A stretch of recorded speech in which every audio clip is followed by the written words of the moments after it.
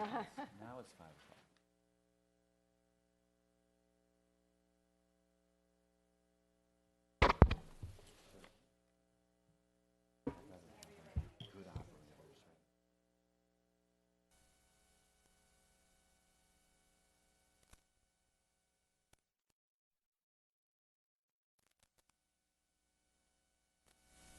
Got the clearance.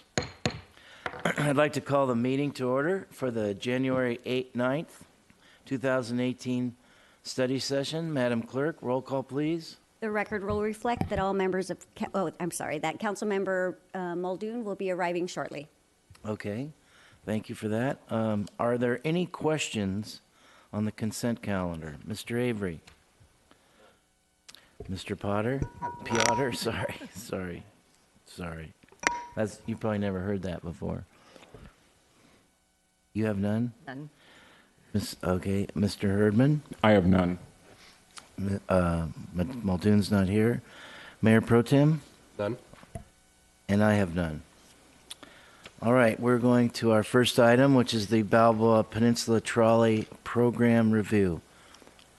Staff like to present? Thank you, Mr. Mayor and council members. We'll just give Mark and Mike just a few minutes to pull up the extra few seconds. Mark. Thank you. Good afternoon, Mayor and City Council members. We have a very brief presentation to give you a recap of last year's trolley program, and we're looking for some discussion on the upcoming trolley program for this summer, too. And so first I'd like to just thank, there were several departments that were involved in making this successful and getting a ground-up operation going. First I'd like to thank our Municipal Operations Department, both sides, the utilities and general services, who helped with all the logistics and the signage and getting things going. Our police department, who was there to assist with traffic control and other operational issues. Our finance department to make sure the numbers and the funding were in place, and our community development department, who was there with us for the operations and for the marketing and for the grant administration work as well, too. And also in the audience today is Professional Parking Incorporated. They are the operator of the actual trolley, so they are the managers and owners of the trolley, so they'll be hearing any comments that you have for the future operation. I'm going to turn it over to Mike Sinacori, our Assistant City Engineer. He was the one that spearheaded the beginning of the trolley and moving forward. Mike? Thank you, Mark, and members of council. Thank you for having us here today. We did forget one important office. The city manager's office was very helpful in this, and Mary and Tara for the marketing. They really spent a lot of time with me in helping getting this thing up and running. And of course, the ribbon cutting ceremony that was the start of this at the beginning of summer. So with that, we're going to move right into our slides, which I believe the public has copies of this. It's in the back, and it just talks about our program here this last summer. We actually had a pretty successful trial program. Through the numbers, we were supposed to meet this year with our grant. We were required to get 6 riders per hour per trolley. On the far left side of the screen, 271 would be the number per day we were targeted to get. Just in the first year, 453, the other number sitting there, that's 10 riders per hour per trolley. We just about tripled our first year needs on the first day. So that was a little bit surprising, and then we went up from there. I would note also on the slide there's 2,209, I believe, is the number on July 4th. That's our biggest peak day. That doesn't include, and we don't have an accurate number, that doesn't include the assistance from OCTA midday, thanks to Director Webb, who was out there. We realized we had too much demand and had to bring in 2 full-size OCTA buses to handle our trolley route. So we're probably in the 3,000 riders that one day. Going forward, looking at where was our ridership on a daily basis, we looked at the numbers. The bulk of the 90% of our ridership was between 11 and let's say 8 o'clock at night, more like 7 o'clock at night. We really had, that was our peak period and our peak use, and that's good information to have going forward into next summer if we continue. Looking at our stops, our biggest stop was actually Hoag Hospital. Our starting parking lot, people would go there, get on the trolley, enjoy the peninsula, and then leave. And we had people in and out of that parking lot all day long. Big stops were Newport Pier, and then down to the village, and then coming back. Marina Park had some big use, and Balboa and 20th is the Newport Pier coming the other direction. Our totals, we had 23,560 total riders. Our drivers kept track of every person that ever entered the trolley and tracked where they got off as well. The average for us ran 20 riders per trolley per day. These are 24-seat shuttle buses. So what that tells us is we had standing room only most busy afternoons. They were packed. And the air-conditioned buses were actually something that people wanted to get on to get cooled off. Our operating expenses were $126,000. That equates to $5.35 per rider. Our total cost spent to date, if we cease the program today, we've actually spent $226,000, and that equates to $9.59 per rider. If we continued the program, this upfront cost included signage and marketing and getting ready for this thing. The average cost should go down to about $950 all in per rider as we continue the program. I'm sorry, $750, excuse me. Excuse me. Yes, sir. I have a comment from Councilman O'Neill. So when we're looking at the numbers right now, so obviously if we had been hitting the numbers that OCTA had asked for, the cost per rider would have been much higher. Correct. So what does it cost per rider through the OCTA system for buses and things like that? I mean, I guess what I'm saying is when I look at this, that number seems like a high dollar figure per rider, but I also don't know OCTA figures. So what's the goal here? I don't know what their targets are on their regular buses. I do know their target for these types of programs. They will subsidize up to $9 per rider, and then cost from the agencies is above that. So if you're running an 80-20 program, you'd be, again, 20% higher above that $9. That's their cutoff for funding these programs. There's 17 of these programs throughout the county. Our usage here actually ranks 4th in the county, and this is our first year. Let me come back to try to understand what you're saying. So in this program, which was an 80-20, the program's set up to be 80% funded by OCTA and 20% by the city, right? What the council originally approved was an 88-12 funding, but we've changed things as we've come forward with the professional parking. That alone, the cost was increased from what we had from the grant that was approved last January. Professional parking's contract was approved in I believe, April. The grant was an $815,000 program. Professional parking was around $900,000 going in with this 12-week program. Our grant was based on 10 weeks a summer. The council decided to go 12 weeks, thinking that was the better demand period. And we've got some other slides here to talk about future demand as well. Okay, I'll wait until that, and we'll come back and I'll ask more questions about the finances then. Thank you. Just for the public's benefit, this was the route from last summer, the pink lines that are on the map. We've got some suggested new stops, one in particular at the American Legion at 15th Street. There were constant requests to stop the trolley at the light at 15th Street. We had the stop at Marina Park at 17th Street, and people would have to walk back to the Legion. So we've identified a good spot right there at the 15th Street. This is coming westbound. We had it across the street at the church at 15th Street. So we want to match. All of our stops are matched each side of the peninsula. Leaving the peninsula in the late evening hours if you've ever driven the peninsula, it can take up to an hour to leave the peninsula. Sometimes even longer if you're stuck down at Balboa Pier or even further out. It backs up all the way through there. So one of the thoughts we have is actually doing the local knowledge bypass around at 28th Street, Lafayette, and on to Violito. Working with the operator, we really believe that would be a good improvement to getting the trolleys more on time in the evening hours. We'll come back to some of the changes on the highway as well. All of this information was presented to the Balboa Village Advisory Committee. Those folks down there, they have the village funding that's sort of earmarked for their use down there, and they're funding the match to this program. We presented all this information to them back in September and asked for their thoughts. And there's a few members from the BVAC board here, I believe. I think Jim is here and a couple others in the back.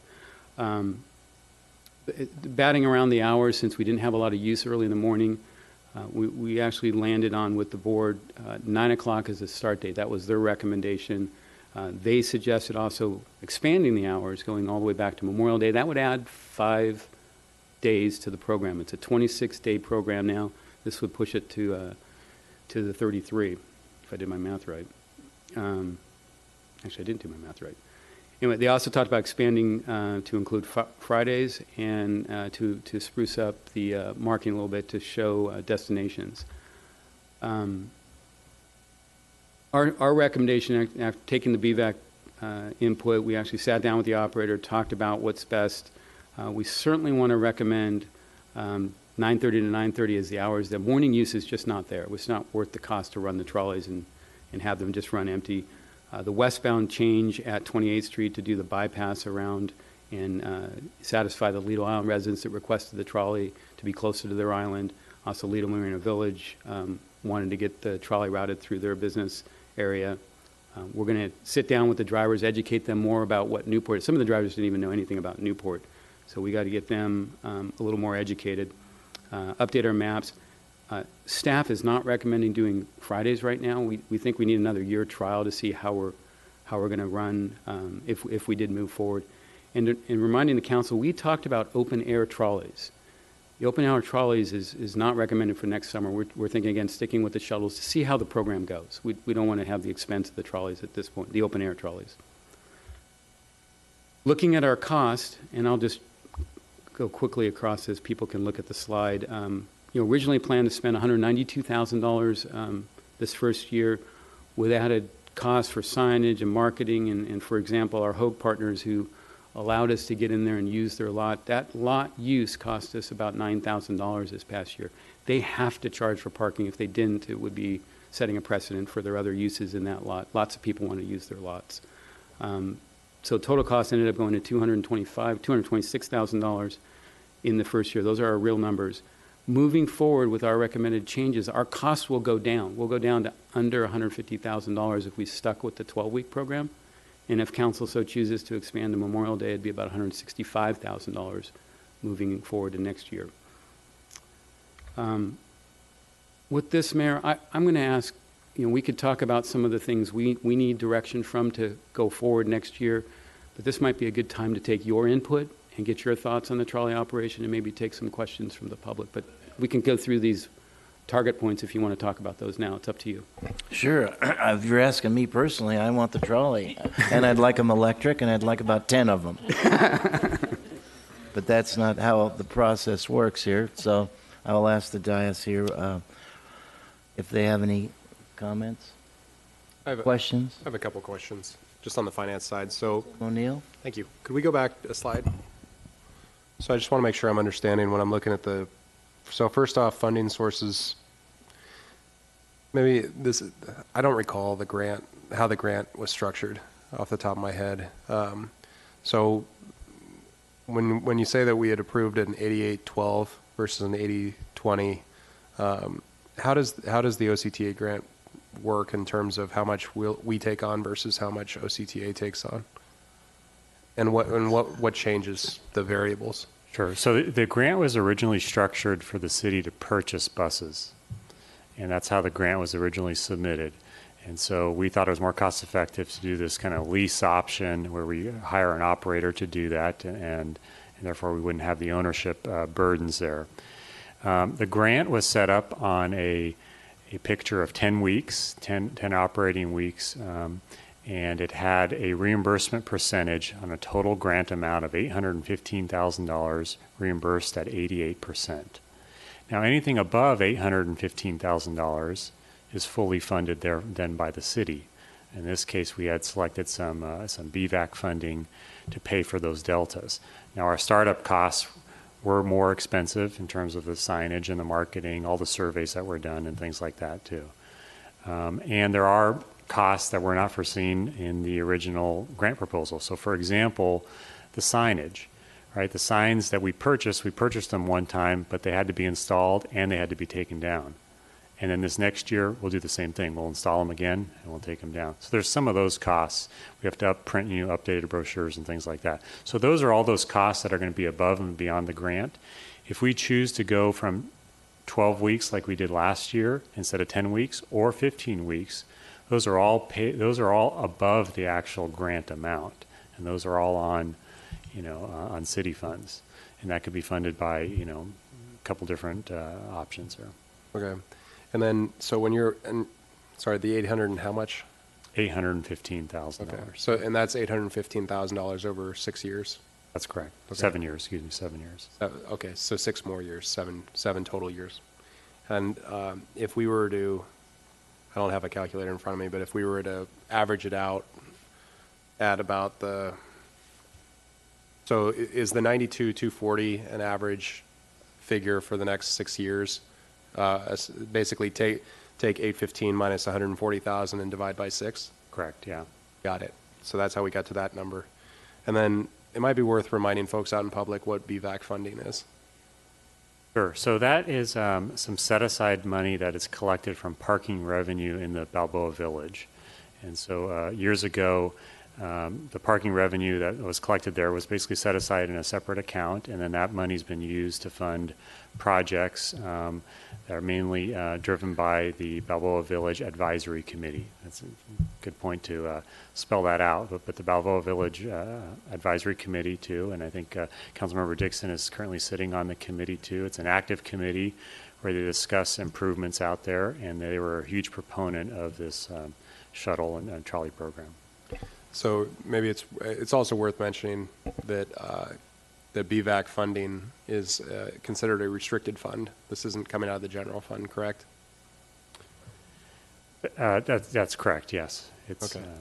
set up that way. All right. I know Councilmember Dixon's going to speak in a second, so maybe I could just ask Councilmember Dixon to also talk about the composition of the BVAC committee and how they came to the conclusion of using the funds. Awesome. Thank you. Thank you. Councilman Peotter. Did I do that right? Sounds good to me. So, Mark, the BVAC funds, if we didn't use it for this, they're restricted. We could use that for hard parking improvements and other areas for traffic or parking improvements in the BVAC area, right? That's correct. That's what it's currently used for.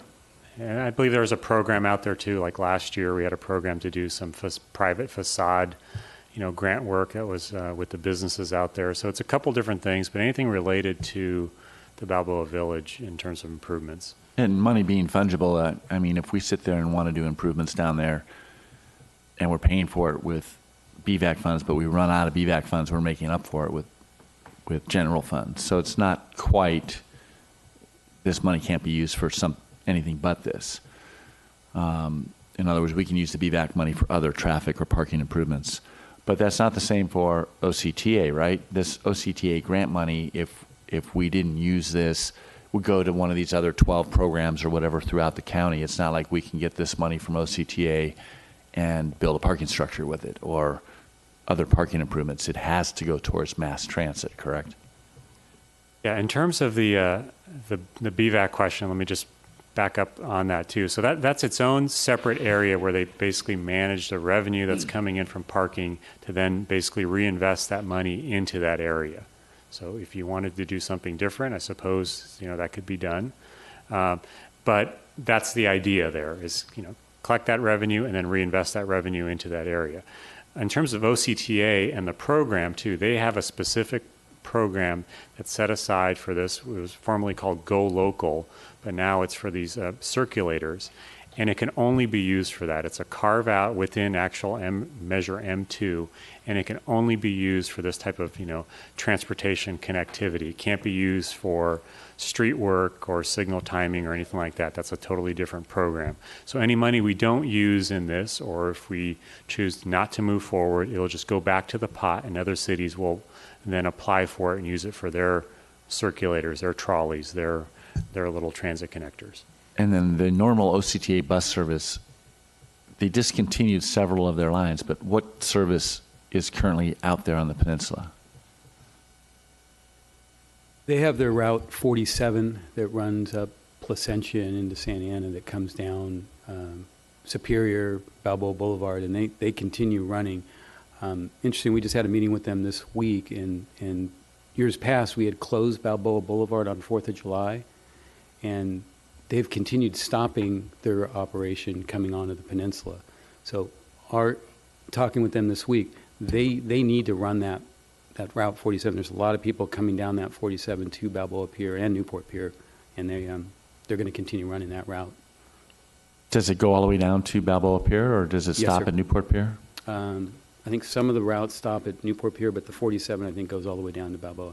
I mean, I hear anecdotal evidence where people sit there and see the buses and there's nobody on them, or there's, one person on it. That may be off-season rather than during the summer.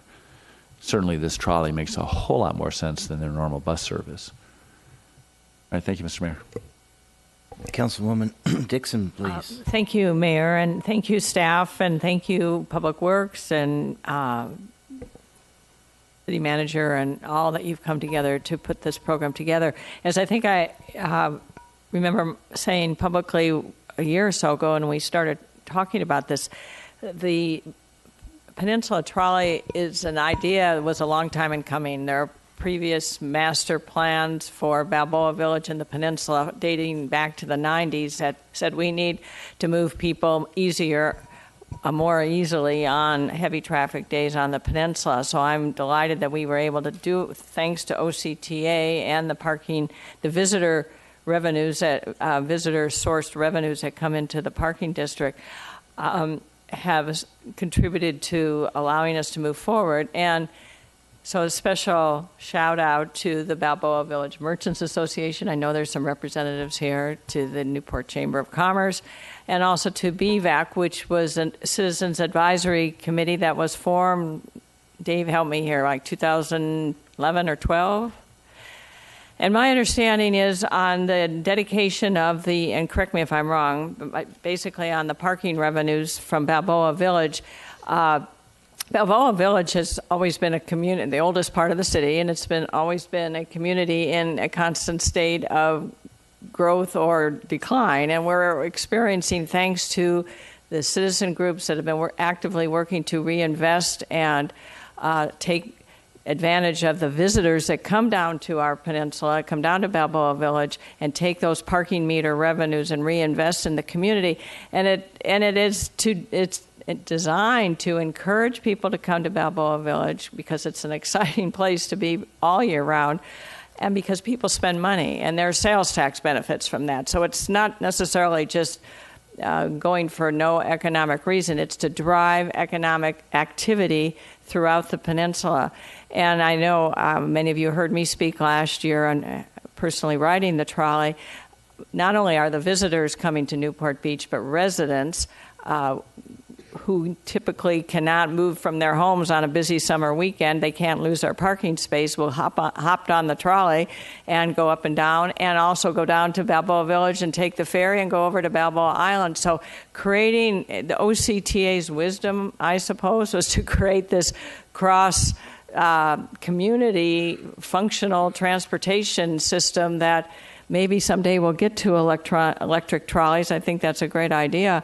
That really is energy saving and mobility improvement, and good for business, good for visitors as well. So special thanks to Balboa Village Advisory Committee. We meet about 7 times a year, and staff supports that. They're publicly noticed meetings, so the public is invited. And the residents and business owners participate in the decisions on how to allocate, or they recommend to the City Council, where we vote, on how those funds are to be used. So they're entirely parking meter generated funds that have been reinvested in the community during my time on the council in streetscape improvements, landscape improvements. The infamous Balboa Village sign was funded through parking meter revenues. So any capital investment and new trash cans, steam cleaning of sidewalks to make Balboa Village an attractive place to visit and do business. And I know we'll hear from some of the business owners and how their businesses have benefited from just a better maintained community, and it's done through self-funding. And it's a really great model that came into being before my time, and I think it is really a fine model for the community because it has reinvested and re-energized the economic vitality of Balboa Village. So maybe I will stop now. Mr. O'Neill, did I answer most of your questions? Yes. All right. And turn it back to you, Mayor. And Thank you. ultimately, we'll hear from the audience as to their comments. Thank you. Mayor Pro Tem O'Neill. Yep, just coming back real quick on that. Could you go back one slide for me, please? I got a calculator out. When I'm looking at the 92,240 figure, if you subtract 140,249 from 815, $815,000, and then divide that by 6, I get $112,458. And so I'd just like to make sure I understand where all the grant funding, how we're allocating the grant funding. Sure. So the official, so the total package was $815,000. I'm just pulling up the number in front of me. Was $685,000 in OCTA funding, and then $130,000 in BVAC funding for the initial part of the program. So moving forward, we will need additional BVAC money to continue, this operation for those deltas. Yeah, so the 815 was not entirely OCTA. No, I'm sorry. Yeah, it was 685. Yeah. Okay. Councilman Avery. Yep, thank you. Mark, Laguna Beach has a trolley system. It's successful. Seems been running a long time. Do you have any history on that, how it's working for Laguna? The Laguna Beach Trolley was one that we studied first, and we looked at their operation too. They run every single day. They have a successful history of that too. It's very well marketed. They have a great route too, and a lot of their success now is building on momentum. You see us here on a startup phase, and so the building blocks are there to keep building from there if so desired there too. The other city I know seems to have a good thing going is Santa Barbara with their trolley that runs along the beach, right along the boardwalk there, and then up through the business district. So it's another good one. But yeah, I agree. I think it needs time and careful management to grow successful. Thank you. Okay, any other comments from the dais? Seeing none, I think we're ready for public comments. Are there any public comments on this item?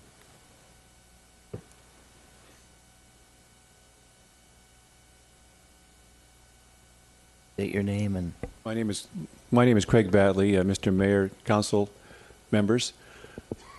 I can say that this has been quite a success. I did park in the hospital parking lot, made the complete round with some of my grandkids, and I talked to a lot of the passengers that were on the trolley. A couple of people from Texas and out of the area, and then there was surprisingly quite a few residents that were jumping on it. They would maybe catch it around the 10th Street, and they'd go down to Malarkey's or someplace like that. So I think the first year was quite successful, and this is a kind of a program that takes 2 or 3 or 4 years to really get momentum and get it going, to where visitors understand that they can rely on that. I might just digress a little bit as far as vacation visitors, vacation rental visitors. These guests that come down, and there's several thousand families that come down every summer, and a certain percentage of them don't have a car. They have luggage, and they get a taxi, and they get down there, and then when they're kind of like they're on foot. So this trolley helps a lot to move that segment of the population, visitors, around. And I think it's no one has to describe what the parking like is down there. You get a spot, you don't want to move your car. So if you want to jump on the trolley and go around a little bit, you can do that. And your car, you keep your parking space. So there's a lot of, I think, reasons this program should continue, particularly with the grant money that we have and the parking lot funds. So I urge the council to go ahead and at least continue this program for at least another year, whatever the program is. I think it's a very good program. Thank you. Any other comments?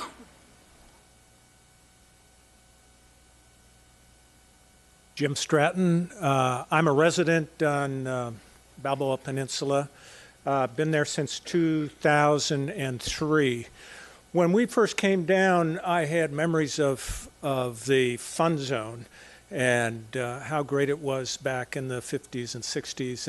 And when I went down to the village, I was really disappointed because everything had just really deteriorated. And that realization prompted me to get involved with some of the revitalization efforts that were taking place, or that started to be taking place, and for the village. I have a vested interest. I'm 6 blocks away from the village. And so I got involved with BVAC, actually with the committee before that, and we kind of transitioned over to the BVAC. But over that time, I have seen some great things happening at the village, Balboa Village. You know, the sidewalks are being cleaned. The landscape has been improved, and we're going to improve it more. The signage we're working on. We're doing some great things down there. And the merchants are catching on. They're improving their properties and so on. So I'm really encouraged of what's happening down in the Balboa Village. As I look at the trolley, we were excited about the trolley because, you know, businesses can't run without people visiting. And one of the big deterrents for coming all the way down the peninsula is the summer traffic. And the trolley has made a big difference. You look at 26,650 rider on and offs. You know, if you divided that by 2 or 3, you'd have 11,000, 10 or 11,000 more cars moving up and down the peninsula. If you put 2 people per car moving up and down the peninsula, you know, that's a lot of traffic. And, you know, it's great to have this trolley. I mean, the first year, I think we're going to see a lot more riders next year, next summer. In addition, I'm thinking of the Lido House, and it's going to be completed hopefully this spring. It's going to bring more people in. Having the trolley there is going to allow those people to move up and down the peninsula.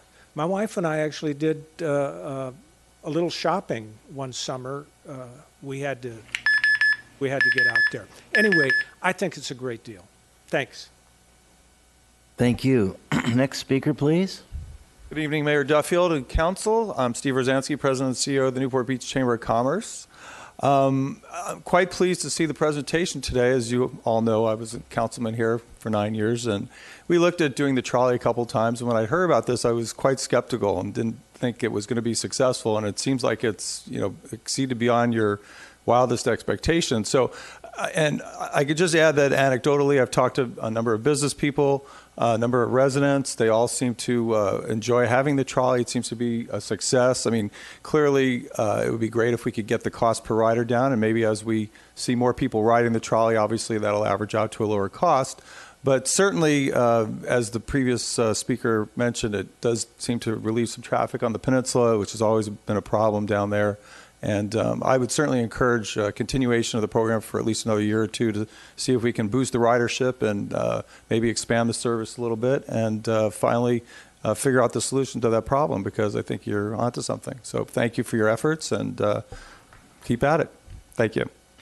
Thank you, Steve. Thanks for coming and sharing that with us. Next speaker, please. Good evening, Mayor, City Council, City staff. My name is Marcel Ford, President of the Balboa Village Merchant Association, on the board of the BVAC. I don't want to repeat everything that the staff and Craig and Steve and Jim has said. We have better things to talk about.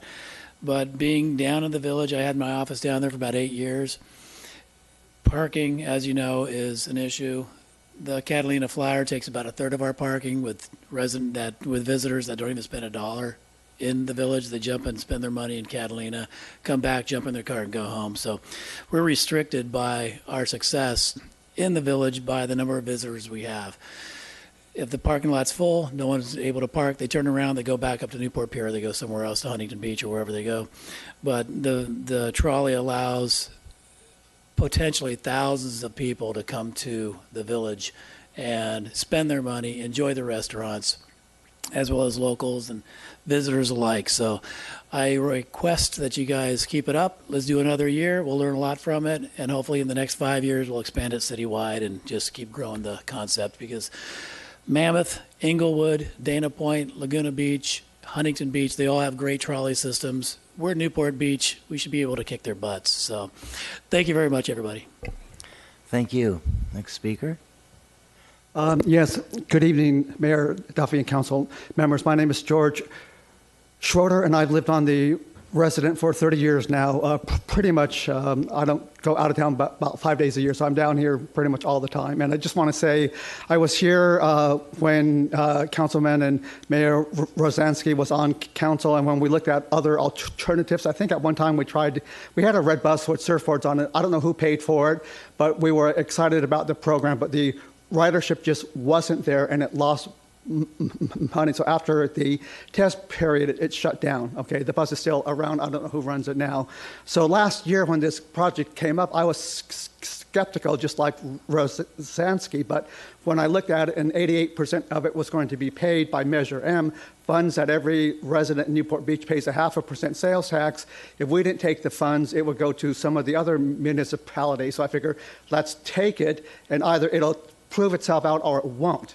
Okay, so it seems like we got triple the ridership we were supposed to get. So in my opinion, it's a huge success. And I just want to say, I agree with Councilman Peotter that, this is a 0.5% sales tax that everybody in Newport Beach pays.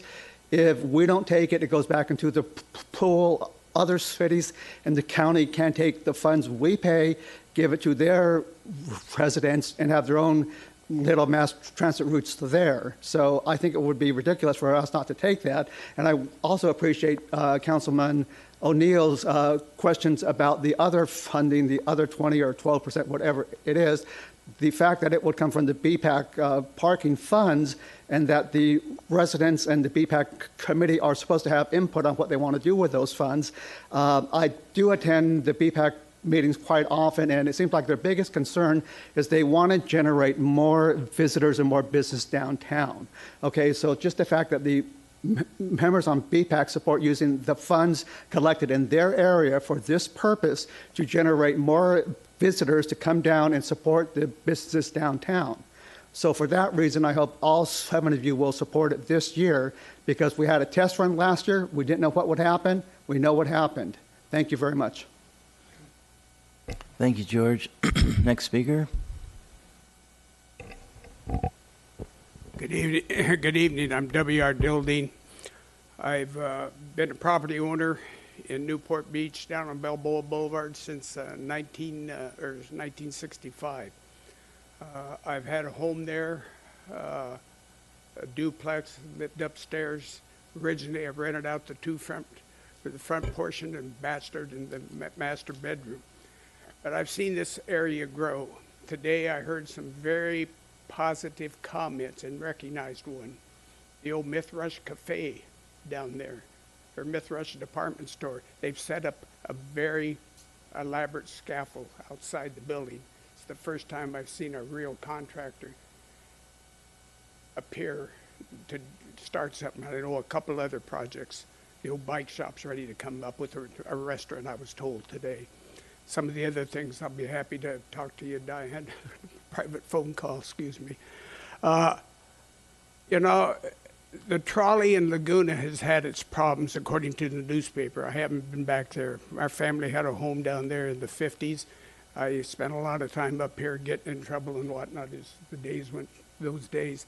But they've now tied in with Dana Point. I think you can go all the way to San Clemente on the trolley system that they've created. I rode the trolley several times. I was really impressed. I was kind of startled how people didn't, I've don't think I ever talked to anybody that saw outside advertising. It was only after they got here, the only drawback. One of the concerns I have is with all these new cracker boxes, 3 stories high up in Costa Mesa, how many of those people are going to be coming down here in bicycles? Maybe we don't have to worry about parking cars and parking bicycles. I think that OTCA in their 47 and 47A, 47 is the only one that goes to the Balboa Pier. The 47 turns around. Looking at the map up there, I can see some improvements. Having more trolley may be necessary to have more trolleys. I think with the money they save, they could take a bigger hunk, pass it on. But I highly encourage it. I would like to say that the drivers, I rode it I don't know how many times, but they were a heck of a lot more courteous. I ride that bus an awful lot going to the doctor trying to stand up. Thank you. Thank you very much. And are there any other, next speaker, please? Thank you. Thank you, Mayor Muldoon and members of the council. My name is Jim Moser. Mayor Duffield, sorry. Muldoon was a good mayor. Yes. Duffy, I think we should switch seats. Yes. So, Mayor Duffield, this is obviously a very welcome service for those it serves. However, I did want to mention I was at a workshop a couple of weekends ago where people were discussing what is working and not working in Newport Beach. And one lady at the table that I was sitting at was mentioning the trolley as something, maybe it's working, but not working quite as expected. Her 3 comments she had about it, what I thought were all good comments. Number 1, it's a bus, not a trolley, so people can't hop on and off when they would like to. Number 2, because it's a bus, every time the bus stops, the traffic backs up behind it. And number 3, it didn't look very full. And that last point coincides with my own observation when I went to look at what was happening on Labor Day Sunday last year. The buses didn't look very full to me either, which kind of doesn't coincide with what we seem to be hearing from the staff. So we have heard that the drivers keep track of how many people get on the trolley or bus and how many people get off. Do those drivers also keep track of how many seats are filled at each stop? And do we have an honest, accurate figure for what percentage of the bus is full during its run last year? It would be a good thing to know because people seem to have different opinions as to whether they're packed or empty. Thank you. Thank you. Next speaker. Seeing none, I will bring it back to the council. Are there any comments from anyone up here? I don't see any. Oh. Okay. Councilwoman Dixon? I can't get there. Go for it. Thank you, Mayor. So this being a study session, the idea is that we should consider recommending where we should go next. Do you want to clarify, Mark or Mike, on the 6-year? Do we need to commit to 6 years, or what is your thought process there? Well, our grant was for 7 years, but we could end it early, so we could continue to do this in a sense by year basis and come back to you next year after next year's results and do the same thing. It's no problem. But we're looking for direction on, kind of straw poll in terms of guidance for these few changes that we'd like to make. One being the main parking lot pickup and drop-off location, switching from Hoag Hospital to the Avon Dakota lot, which would change the route a little bit too. It seems timing-wise, you'd keep the timing as is, but we would save some funding by using a city lot as opposed to a Hoag lot. Hoag at this time cannot commit to any sort of multi-year, rental agreement. They're willing to do it on a year-by-year basis, but they have their parking lot that they need for future needs as well too. So this might be an opportunity to try this. We've talked to the operator about this. We've run this several times, and we feel like this route change and this pickup drop-off location has some good benefits. It incorporates Newport Heights residents and Mariners Mile, and maybe get some traction and visitors from there. back down to the peninsula. So that's one of the questions. And the other questions really have to do with, do we want to do Fridays, and do we want to extend it from a 12-week operation to a 15-week operation? So if you could flip back to that page. Okay, so is there an advantage economically to commit to 6 more years in terms of the scale of long-term planning? I mean, we could always reverse it, or a future council could always reverse it, but did you need that, or a year by year? No, we don't need that. Okay. No, we don't need that. We just need to know if we'd like to move forward this next year. Yeah. And then starting on Memorial Day, do you want to give a little bit more background as to what's driving that? I know we heard that from BVAC. That was a comment from BVAC. Basically, they see some ridership. As we know, kind of the summer season really begins from Memorial Day weekend. That's when folks change gears, and we're in a more of a summer season. So right now, it would make sense to start the trolley there, but it is at a cost. It's approximately $18,000 to add those 3 additional weeks. And that would be covered by the BVAC differential. That's where we would propose it when we come back to you with a contract amendment, yes. And then the Avon lot, so that's, is that a metered lot? Yes, it is. So how, we'd come up with some way to, We've talked to the Revenue Department about if, since the Hoag lot was free to riders, that we could come up with our Pork mobile app. If they have a smartphone, they could actually get a code. Once they get on the trolley, they could get that code and get the free parking. And we'd put a little sign on the kiosk there, alerting the trolley riders that they could get free parking, again, at council's discretion. all right, and we're talking, your staff is recommending not to include Fridays at this time anyway. Go one step at a time. Correct. That would add another $36,000 per year. And all the signs would have to be changed to say Friday, Saturday, and Sunday. Right now, they only say Saturday, Sunday. So Yeah. before we jump there, I think we'd want to see another year. And then the open-air trolleys, I think we all agree that they appear to be fun. They're just more expensive. I have to say, again, anecdotally, I heard people, when they'd get on a hot summer day, oh, the buses are air-conditioned. That's great. It's cool. So, cool, literally. Again, it's just the cost. We're just looking at, it would be costly to buy those. Maybe in year 4 or 5, when things are really smooth running and we're figuring out ways to do this differently, that might be something. I do think we should find a way to find an electric trolley there somewhere. And doesn't the South Coast Air Resources Board have some kind of grant, just like OCTA has grants to look at electric vehicles?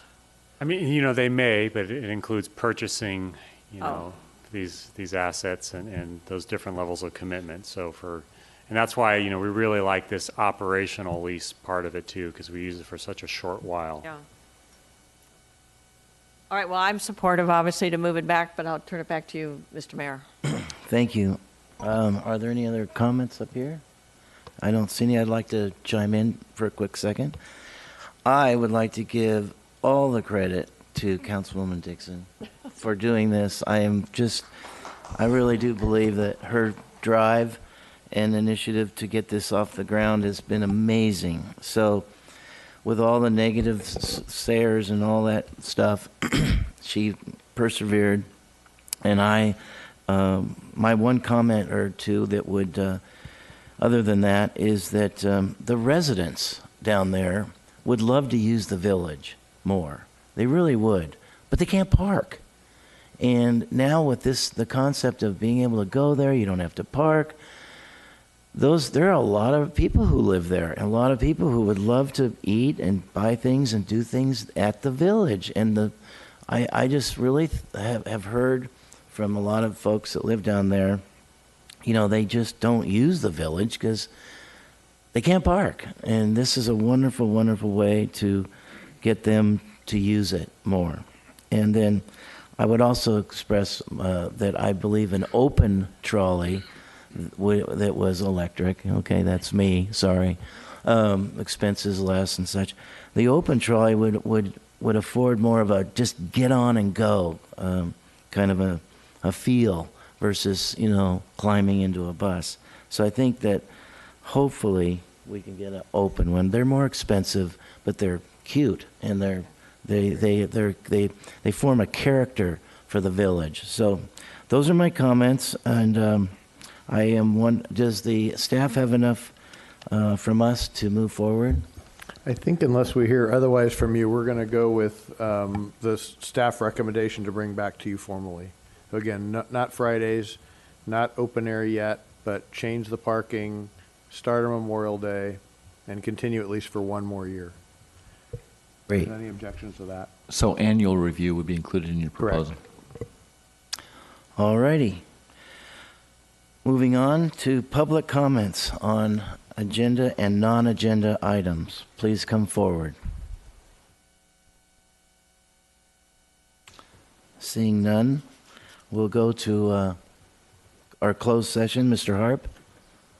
Where's Mr. Harp left? Here he comes.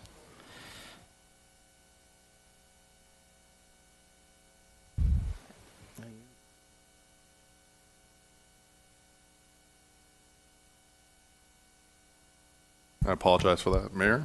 The City Council will adjourn to closed session to discuss items 4A through D, including meeting with the City Manager, Dave Kiff, the Assistant City Manager, Carol Jacobs, Human Resources Director, Barbara Salvini, and Peter Brown to discuss labor negotiations with the unions listed under Agenda Item 4A. The Council will also be meeting with legal counsel regarding anticipated litigation by the unions and individuals listed on the agenda under Item 4B related to the Flores versus City of San Gabriel decision. Council will meet with real property negotiators Simone Jurgis and Lauren Wooding to provide them with direction regarding negotiations with Blue Water Grill regarding the property located at 1 Newport Pier. And finally, the council will meet with legal counsel to discuss the litigation entitled Ashley Watts versus the City of Newport Beach. Thank you. We are recessed until the 7 o'clock regular meeting. Thank you.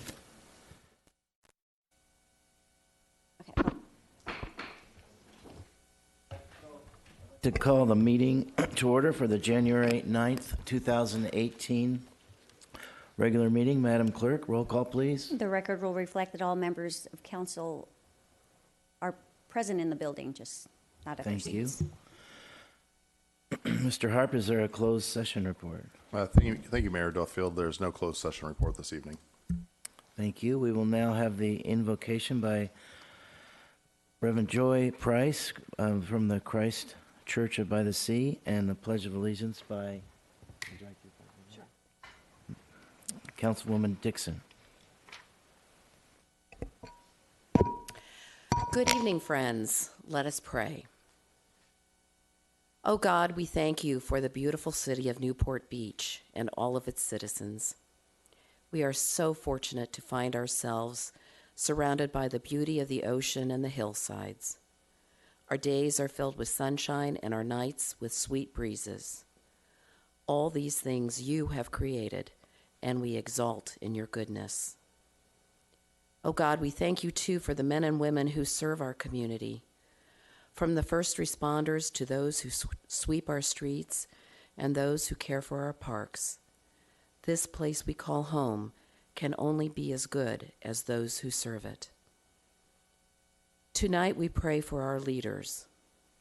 We ask that you share your wisdom and strength with them, that they might be led to the best decisions for all the citizens of Newport Beach. Oh God, leadership is an awesome responsibility. It can be a burden when we see people who are struggling, knowing that it is our duty to care for them, no matter who they are or from whence they come.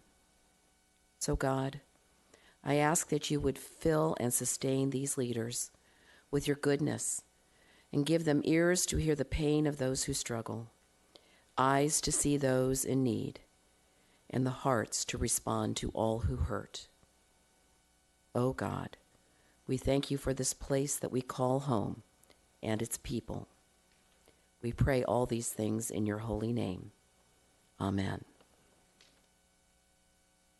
Please join me in a salute to the flag. Place your hand over your heart. Let's begin. I pledge allegiance to the flag of the United States of America and to the republic for which it stands, one nation, under God, indivisible, with liberty and justice for all.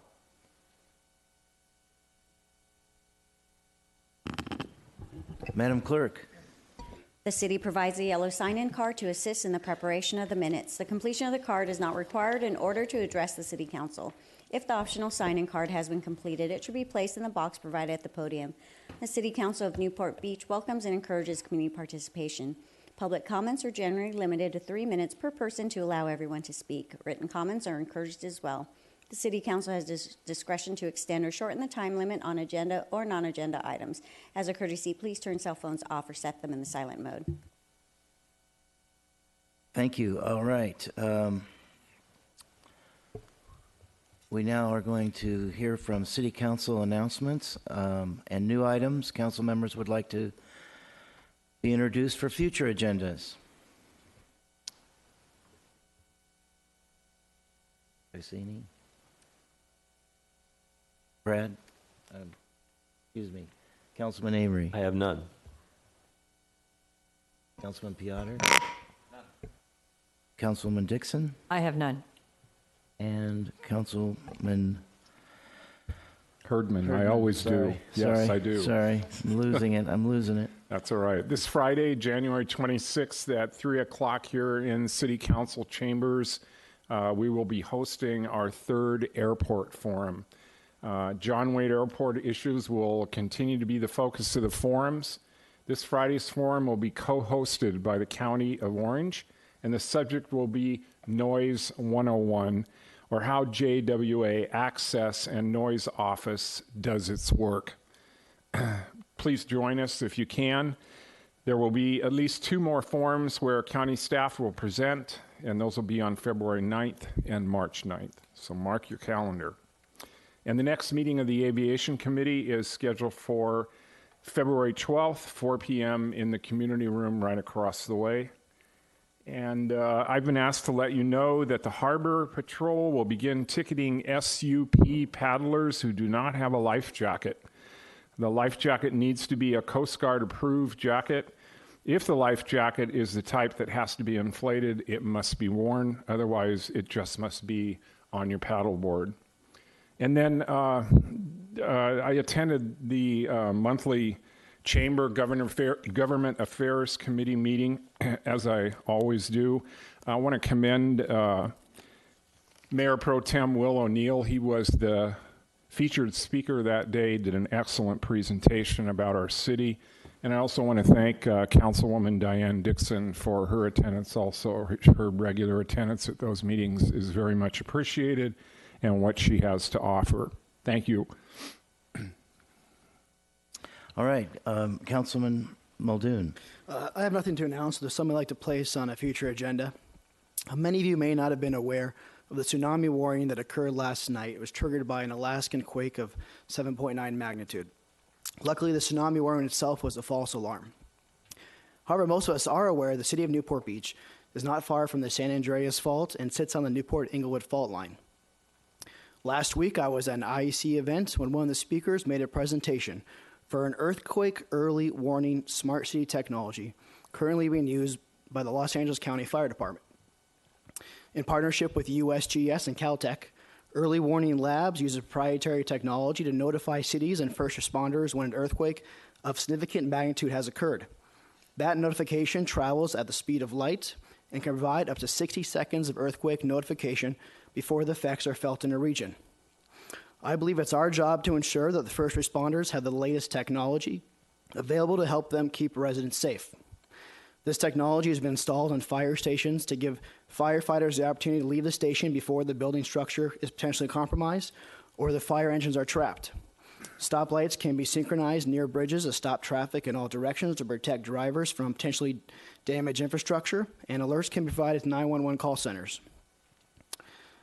At a subsequent council meeting, I'd like to bring back for the council, hopefully a formal invitation to Early Warning Labs to present to my colleagues, staff, fire department, and residents to consider their technology in order to make Newport Beach a safer place. Thank you. Thank you. Mayor Pro Tem O'Neill, what's the matter with me? So we've got the restaurant week going on last week, this week, if you haven't had an opportunity to go frequent some of our restaurants, please do. We also, some of you may have seen in the Daily Pilot an article discussing programs that we now offer at the City of Newport Beach for adults with special needs. If you know any families with adults with special needs, by all means, please do share that information with them so that we can not only increase the classes that we already are offering, but potentially more. Let's see, I was able to attend the Newport Coast Neighborhood Watch meeting this past week. Please, please, please lock your doors and lock your cars. That will decrease the amount of crime we have in our city by quite a bit. And then was also able to attend a Shell gas station ribbon cutting, which I attended with Councilman Herdman, which was a lot of fun. And then for an item, for a future agenda item, I'd like to bring back an item under Section 410 of our charter, which allows the issuance of subpoenas to compel the attendance of witnesses, to examine them under oath, and to compel the production of evidence from it. Some of you probably read recently that one of the recall proponents has stated that one of the paid professional circulators allegedly forged signatures on one or more petitions. That is indeed, if true, an assault on in the integrity of our election process, and we as a city should not take that lightly. So I would ask that we bring back under Section 410 subpoenas to the particular company and key individuals of that company to determine exactly what happened and whether alleged fraud has been perpetrated against our city. All right, thank you. Councilwoman Dixon had something to add to Yes, this. thank you, Mayor. I neglected to announce I'm having a town hall on Monday, February 5th, Marina Park, as always, 6:30 p.m. We'll have an update on crime stats for 2017 and what's going on the peninsula in terms of crime issues. Also, community development and homeless issues. So, full agenda as always. So, I want to encourage it. You don't have to be a District 1 resident. Anyone and all are welcome to attend. And also, tomorrow night is the annual CERT dinner, Citizen Emergency Response Team at Oasis at 6 o'clock p.m. So it's always a well-attended and fun night. So I just wanted to remind people of the dinner tomorrow night. Thank you. Thank you, Mayor.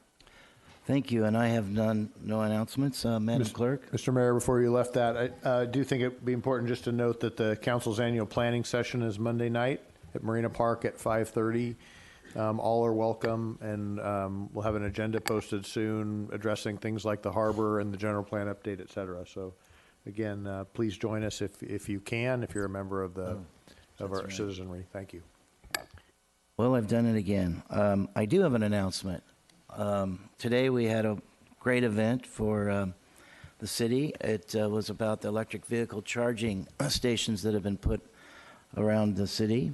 And since I am the electric man here, I will try to explain this. So this marks a very big occasion for our city in terms of sustainability and future of driving around in cars. I made a point at the ribbon cutting to announce or to suggest that with combustible engines, we are not going to be able to sustain that into the future. I wanted to explain real quickly that the efficiency of an electric motor is almost 98%. Our cars are around 26-7%. So there is huge amounts of waste when we're driving our cars around.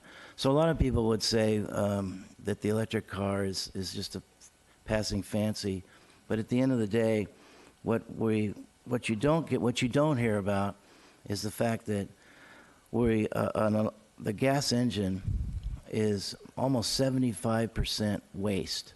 That's why it gets really hot. That's why you can't touch it after a while. So with the advent of the lithium battery and the lowering of the cost of the lithium battery, electric cars suddenly become more feasible. The good thing to note about these charging stations is that it did not cost the city 1 penny. And so what goes through the mind of a buyer of an electric car is obviously all the time is, my gosh, what if I run out of juice? What will I do?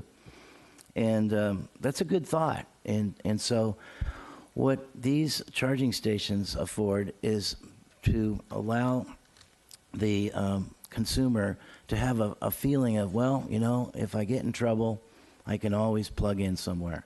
I happen to have an electric car, and I actually drove the first electric car version called the EV1 that was built by General Motors, and that was about 15 years ago or more, 17 years ago. And I had a range of 30 miles, 30. And today's cars have a range of 300 miles, 250 miles, 200 miles. So back when it was 30 miles, I was looking for charging stations all over the place. There weren't any. So obviously back then, people were just kind of laughing at the electric car. It was kind of a joke. But I can assure you it's not a joke anymore. These cars are here to stay. They're fabulous the way they operate. They're actually safer in many ways. So the city of Newport Beach has, I've lost my stats here, but can staff help me? How many charging stations we added? I think the last probably couple of weeks, we added about 20 different charging stations. That's unbelievable. So 20 places around our town you can pull up and get yourself back with some miles in your car.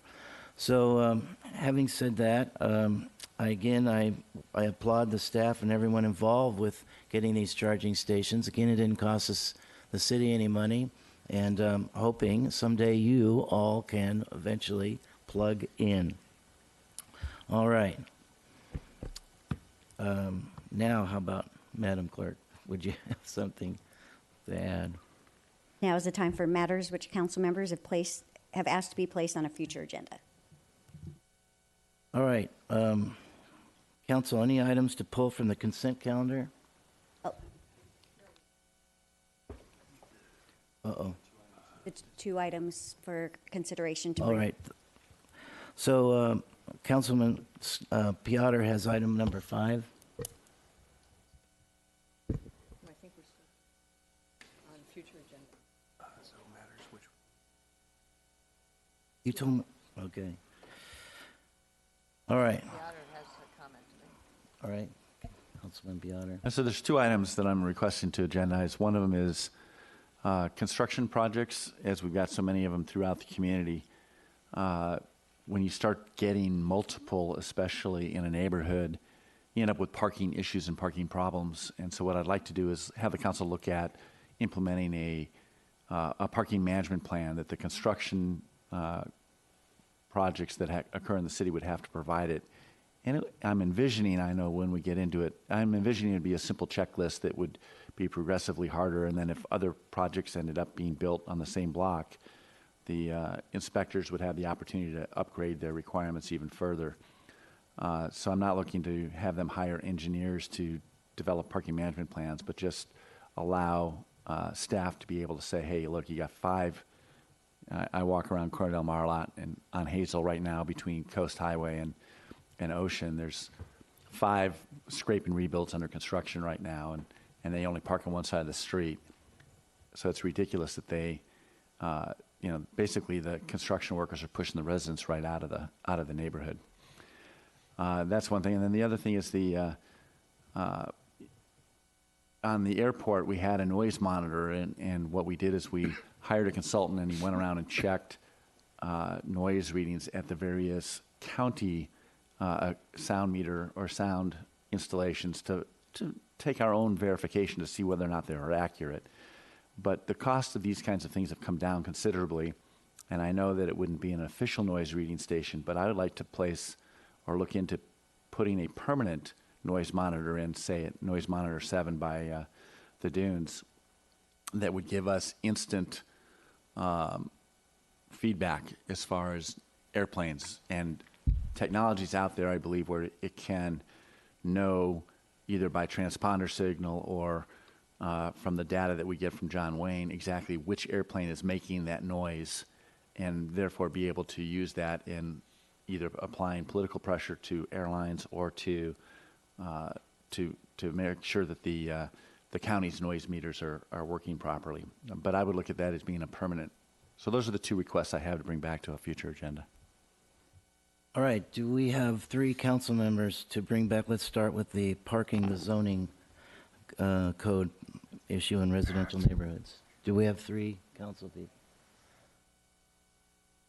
Mayor Duffield, before we vote, I'd just like to add on to Councilman Peotter's request and add a permanent noise monitor placement at or near Balboa Island as well. I was trying to break them apart. You want them broken apart? Yeah. So all right. Sorry. I'm going to start with the parking zoning issue that Councilman Peotter brought up. So we have 3. Yes. Okay. Thanks. Now we'll move on to the other item that Councilman Peotter brought up, the noise monitor. Do we have 3 votes for that? That was unanimous. Okay, And Mr. multiple Councilman, locations, so I would like to have them discussed. would you like to comment? Just that I'd like us to consider purchasing a permanent noise monitor to be placed near or on Balboa Island for the same reasons that Councilman Peotter stated. So do you want to include that? Yeah, when staff comes back, I'd love to have them evaluate or give us options on multiple locations. That'd be great. Okay. Public comments on consent calendar. This is the time in which council members may pull items from the consent calendar for discussion. Those are items 1 through 6. Public comments are also invited on consent calendar items. Speakers must limit comments to 3 minutes. Before speaking, please state your name for the record. If any item is removed from the consent calendar by a council member, members of the public are invited to speak on each item for up to 3 minutes per item. All matters listed under consent calendar are considered to be routine and will all be enacted by one motion in the form listed below. Council members have received detailed staff reports on each of the items recommending an action. There will be no separate discussion of these items prior to the time the council members vote on the motion unless members of the city council request specific items to be discussed and are removed from the consent calendar for separate action. All right, any items to pull from the consent calendar? Councilman Avery? I have none. Councilman Peotter? Number 5, please. Number 5, okay. Councilwoman Dixon? No. None. Councilman Herdman? None. Councilman Muldoon? None. And Councilman Mayor Pro Tem O'Neill? None, but I'll note a recusal on number 3 due to it being within 500 feet of real property interest. Okay, and I have none. So, Mr. Peotter? Oops. Okay. I'm sorry. So Mayor Pro Tem, do you have a motion? I do. I move approval of the consent calendar with number 3 noting my recusal and number 5 being pulled by Councilmember Peotter. Okay. I'll second. All right, now we're going to go with public comments on the consent calendar. Are there any speakers on the comments on the consent calendar? Seeing none, let's vote.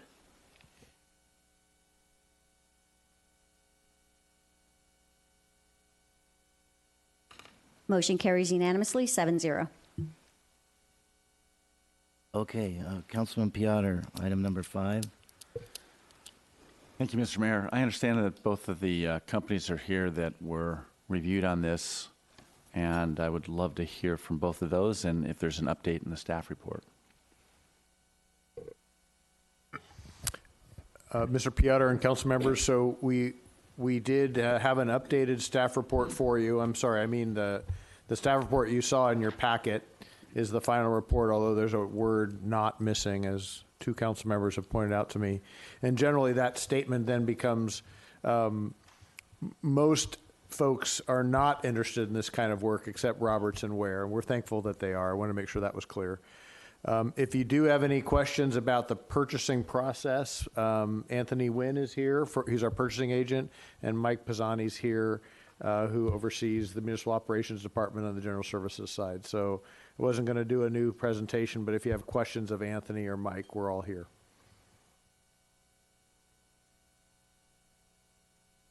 Well, let me just restate why we're here revisiting this. The last meeting, there was questions, thanks to Councilmember Peotter bringing it forward, Mr. Avery as well, we all were kind of confused because the recommendation from staff, just to restate, was to recommend adoption of the higher of the two bidding companies for our waste hauling. And so it was perplexing, to me at least, why we were selecting the higher of the two. And so we come back. Now I would like to ask for public comment from, if both companies are here, to address at some point so we could hear from both companies. We did not hear from them on January 9th. So I would like to know more to complete the unanswered questions that were not completely presented in the RFP, I guess, from the vendors. We're submitting answers to the RFP to clarify where we are. So that's what I would like to hear this evening. All right, seeing no more comments from the council, I'm going to now send it out to the public comments on this item. Anybody would like to speak on this item?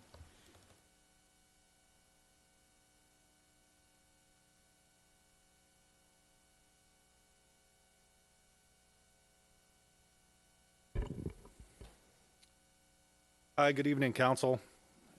Mayor Duffield, how are you this evening? I'm Jay Ware. I'm the General Manager of Ware Disposal, and it's nice to see many of you again. I'm here tonight to provide some clarification with regards to this agreement for refuse container collection throughout the city. There was a significant level of discussion that I reviewed based on the last council meeting. I thought I'd come this evening, clarify for you what I thought had been clarified in my original proposal that was submitted to the city. I have that submittal here. All of the documents provided to the city all answer the bids to the specifications that were asked for in the proposal, along with our statement of compliance and information on how our company plans on providing services. Be advised that through this RFP, it provides the city with the greatest level of latitude in determining what the best overall value is for the city. More importantly, it provides the city with the ability of obtaining critical clarifications on proposal submittals, something we did not receive. On the January 9th council meeting, the city council asked the staff to gather some additional information, and we were not contacted and specifically about our technical proposal. We've reviewed the staff item for this report. A simple clarification letter from your staff could have resolved many of these issues surrounding tonight's item. As a practical matter, we do not operate any diesel vehicles throughout the city of Newport Beach. We operate exclusively compressed natural gas vehicles. As a matter of fact, I provide and service the city with some of the newest natural gas engines, which are called near-zero engines. If your staff had asked us for additional clarification regarding the proposal, we've also confirmed the following points. We understand the working hours are from 5 to 1:30. Originally, we thought that was clearly understood in the proposal, so there was no need to reiterate what was already known in the proposal. We agreed to those terms. Additionally, we also thought the service vehicle requirement, that they were going to be compressed natural gas vehicles, would be clearly understood. It's clearly marked in the proposal, and we clearly understand what the AQMD rules and regulations are. As such, we confirmed that again tonight with the city. To disqualify us as the lowest proposer over terms that could have easily been clarified by the city, we feel it goes against the directive. We have a full interest in pursuing this agreement. We at the very least, are going to be providing you with newest compressed natural gas engines. We have monthly safety meetings for our drivers. We are aware of all the new rules and regulations surrounding school districts and school sites throughout the city and can route around those. We've reviewed all 860 locations for container services and understand the services that need to be done for the city. And we've been good business partners with the city since 1968. We believe that choosing us would be the right move for the city this evening. And we thank you again for this opportunity, and we thank you again for your consideration. If you have any questions, I'm available after the other company. But if you have any other questions for me, let me know. Mr. Mayor, I have a quick question. Some of the comments from staff were, do they realize that it's a lot of manual labor, that you're, taking the plastic liner out of the bag and putting, carrying it off, putting new plastic liner in. You're going to the local transfer station in our city rather than your facility in Santa Ana. That your truck has to be able to go out on the end of the pier, so you're not talking about a typical dumpster type vehicle. You're talking about more of a pickup based vehicle. I just want to make sure you understood and you were clear on those as well. Yes, Councilmember, I am clear on those requirements. We have the proper vehicles to provide that type of service. I service areas like Mount Baldy. I service areas like the Bolsa Chica and Huntington State beaches. My trucks have been out on the sand. I'm familiar with many of the state beach areas where we've exchanged out bags on cans. So we do have that ability to do that type of manual service. While we're going to be utilizing the transfer station here in the city with respect to what the RFP says, we will also work on helping the city in being and creating a better environmental stewardship by separating and sorting the materials that we can sort from these particular cans. Okay, thank you, Mr. Mayor. I have a question. Okay. Thank you, Mayor. Mr. Wait a Ware. minute. Excuse me, I'm sorry. I'm going to ask for any other public comments on this issue. Well, I was going to ask Mr. Ware. Oh, you wanted to ask him a question? All right. Just to clarify from the staff report, where Ware did not have a response to 4 questions. So just to clarify for the record, vehicles used in the performance of this service shall not be older than 10 years, and there was no response from Ware. So would you want to answer that, the age of your vehicles? The age of my vehicles for this particular service would not be older than 10 years. And working hours shall be from 5 a.m. to 1:30 p.m.? We understand that. And during the summer months, contractors shall use a minimum of 3 vehicles. During non-summer months, 2 vehicles. That is the minimum that we will maintain for the services. And the contractor shall be permitted to dump refuse from containers at the transfer station located at the corporation yard. We will utilize that if necessary. So, staff, were these the 4 primary technical service requirements that were not clearly identified in the RFP process? Essentially, that is some of the descriptive language that we would have expected in the proposal that would have allowed our evaluation panel to provide them a higher score. From your questioning, you brought forth basic questions, explanations that should have been included in the proposal that would have given them a much higher score. So, in your opinion, staff, was this just a misunderstanding in terms of how the RFP process works? How would you characterize this? I can't really explain. I can add that twice in the last 6 months, Ware has gone through a city RFP process. It was very similar and actually got were the most responsive bidder and got the agreement. Yes, sir. Councilmember Dixon, if I can add too, an RFP is different than a bid in several key ways. With a bid, we're asking, we're listing minimum requirements in a specification. The responses are limited to more or less of a yes or no, comply, no comply, and then there's a cost component to it. And the evaluation is really simple because all you're looking at is basically the cost and if they're meeting the minimum requirements. Now, in an RFP, the key difference is that we're asking for a narrative response to the specification that they're throwing out there. And so everything that's being disclosed tonight probably should have been in a narrative form in the RFP response from Ware that was due, when the proposals were due. So that's kind of the key difference between the 2 procurement processes. Now, the question about clarification, an RFP does afford us the right to clarify, but we feel there has to be enough there to start with in order to clarify. There's a difference between clarifying and leading, and we felt, based on the information we had at hand, if we were to start asking questions, given how many areas we'd have to clarify, it would really be a case of leading a proposer to a right response. And then that calls into question the fairness of the process, if that's fair to the other proposer, Roberts Waste and Disposal, since they had complied with the minimums in the RFP and hit upon all the response points that we called for. Okay, thank you. Thank you, Mr. Ware. Thank you. All right, thank you. Next speaker, please. I have a question. Brad has a question. I'll get to Brad later. Let's get this thing. Yeah. Mayor Duffield and members of the council, my name is Jim Mosher, and I am not the representative of Roberts Refuse. I did notice when Mr. Ware spoke, he mentioned the original proposal of emptying 860 containers.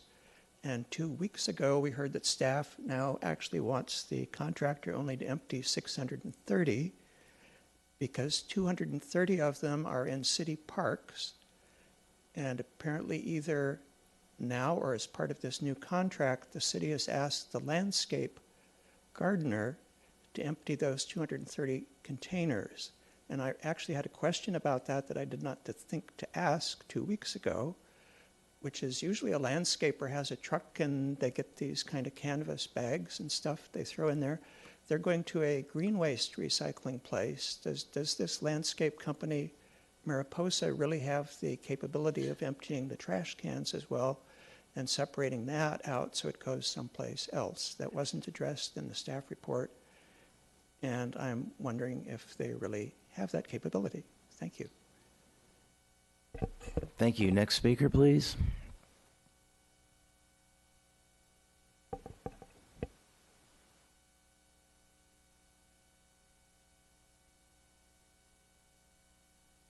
Evening, Council. My name is Roger Lockhart.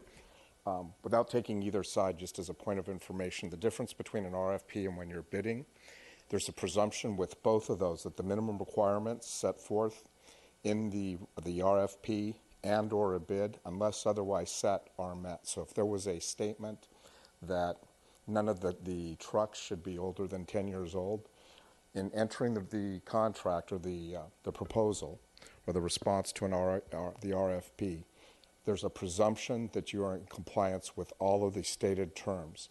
With an RFP, there's more latitude to go out and say, we'd also like to do this, or greater expansion on how you would run the program. So that might be something that, like a parks program, we're going to do this for kids or that, versus we're going to build a new building where there's very specific terms and conditions. But under both of those, any of the original terms that are stated on the RFP are presumed to be a part of the contract and would be. And unless there's something else, like even if they didn't say, if one of the parties did not say, we're going to have trucks less than 10 years old, there's no requirement that they do that because the RFP already sets forth those determinations. The second thing I'd like to request is that, when we sit down and we say, this is what we're going to request, like for instance with the noise monitors, that we really get our language down. Because the city, when we're doing these things, and even like with the RFP, that we have an actual sentence that gets written down that everybody agrees on, like rules, Robert's Rules of Order would call you to do. And I think we sometimes we get a little off sideways on those. But anyway, just as a point of clarification without going either way, an RFP, you are required to meet the terms and conditions of the RFP or state otherwise. But if you don't state otherwise, there's a presumption that those terms and conditions have been met. And thank you. Thank you. Next speaker, please. All right, seeing none. Councilman Avery, would you like to make a comment? I apologize for interrupting there. No, I think the last speaker's comment was instructive because I think for many, and certainly staff, it's sort of Ware is well known and respected in the community, and obviously knows how to do business. So I guess they just made the assumption that no response was in compliance. And so my only question is, if that's correct, then we should take that at the value that was presented here, that they didn't need to respond. But I'm sure there's another side of the story. Yes, Councilman. So looking at the response, I think we have to be careful with the wording we use. And so I think early on in the process, the term non-responsive was tossed around.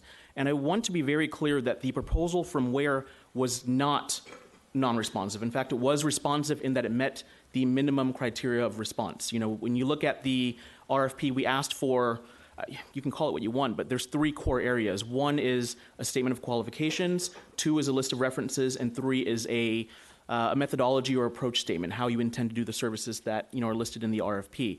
They did provide all that, and so that made their proposal responsive. Where, or what is indicative in our staff report and recommendation is that both proposals are responsive. It's just that the Roberts Waste proposal had more information in it that provided that narrative background we were looking for, so they scored higher. If I had gone in the direction where the previous speaker indicated, responsiveness was an issue, we would have disqualified Ware's proposal from consideration and not even looked at costs, but we advanced them through the entire process. They just scored lower from a technical standpoint based on the information we had at hand. We use what's called the 4 corners rule. We can only operate what's on the piece of paper in front of us. We try not to, or I try to tell the panels not to interject with what they know of a proposer, good or bad. It's up to the proposer to kind of sell themselves that they can perform the services, to our liking. Thank you. Thank you. All right, I don't see any other council comments, so can we get a motion from Mr. Peotter? I guess I have a quick question, Mr. Mayor. If we wanted to grant the low bidder, which in this case would be Ware, do we have a dollar amount that we can agree on, or is there an adjustment that needs to be made? What we would do, Councilmember Peotter, if your colleagues desired to do that, we would ask that you extend the Roberts contract for 1 month. We would go back and negotiate with Ware as to pricing and bring that back to you in a formal agreement. That's because you remove the 210 containers in the parks, and you'll need to get an adjustment to their number. I'll move that we extend the Roberts contract for 30 days and that staff negotiate with Ware as the low bidder to the revised scope. I second that. And just briefly, as part of that motion, we'd also like to get the dollar amount included for that extension. I believe Anthony has those numbers as far as the dollar amount to cover the 3 weeks that it's already been extended plus the additional month. Under the new rate or the current rate? It would be the current rate with Ware, as I understand it. Current rate with Roberts, you mean? Roberts, excuse me. Mayor Pro Tem O'Neill? Yes. So I actually have kind of a similar question because as I'm trying to process this, I'm honestly at a loss at kind of where we're going with where we're going, because if we have an RFP process and it's submitted, and in this case it sounds like the discussion at the council level is that there seems to have been a misunderstanding between at least what Ware understood the RFP responses to require versus what they actually were.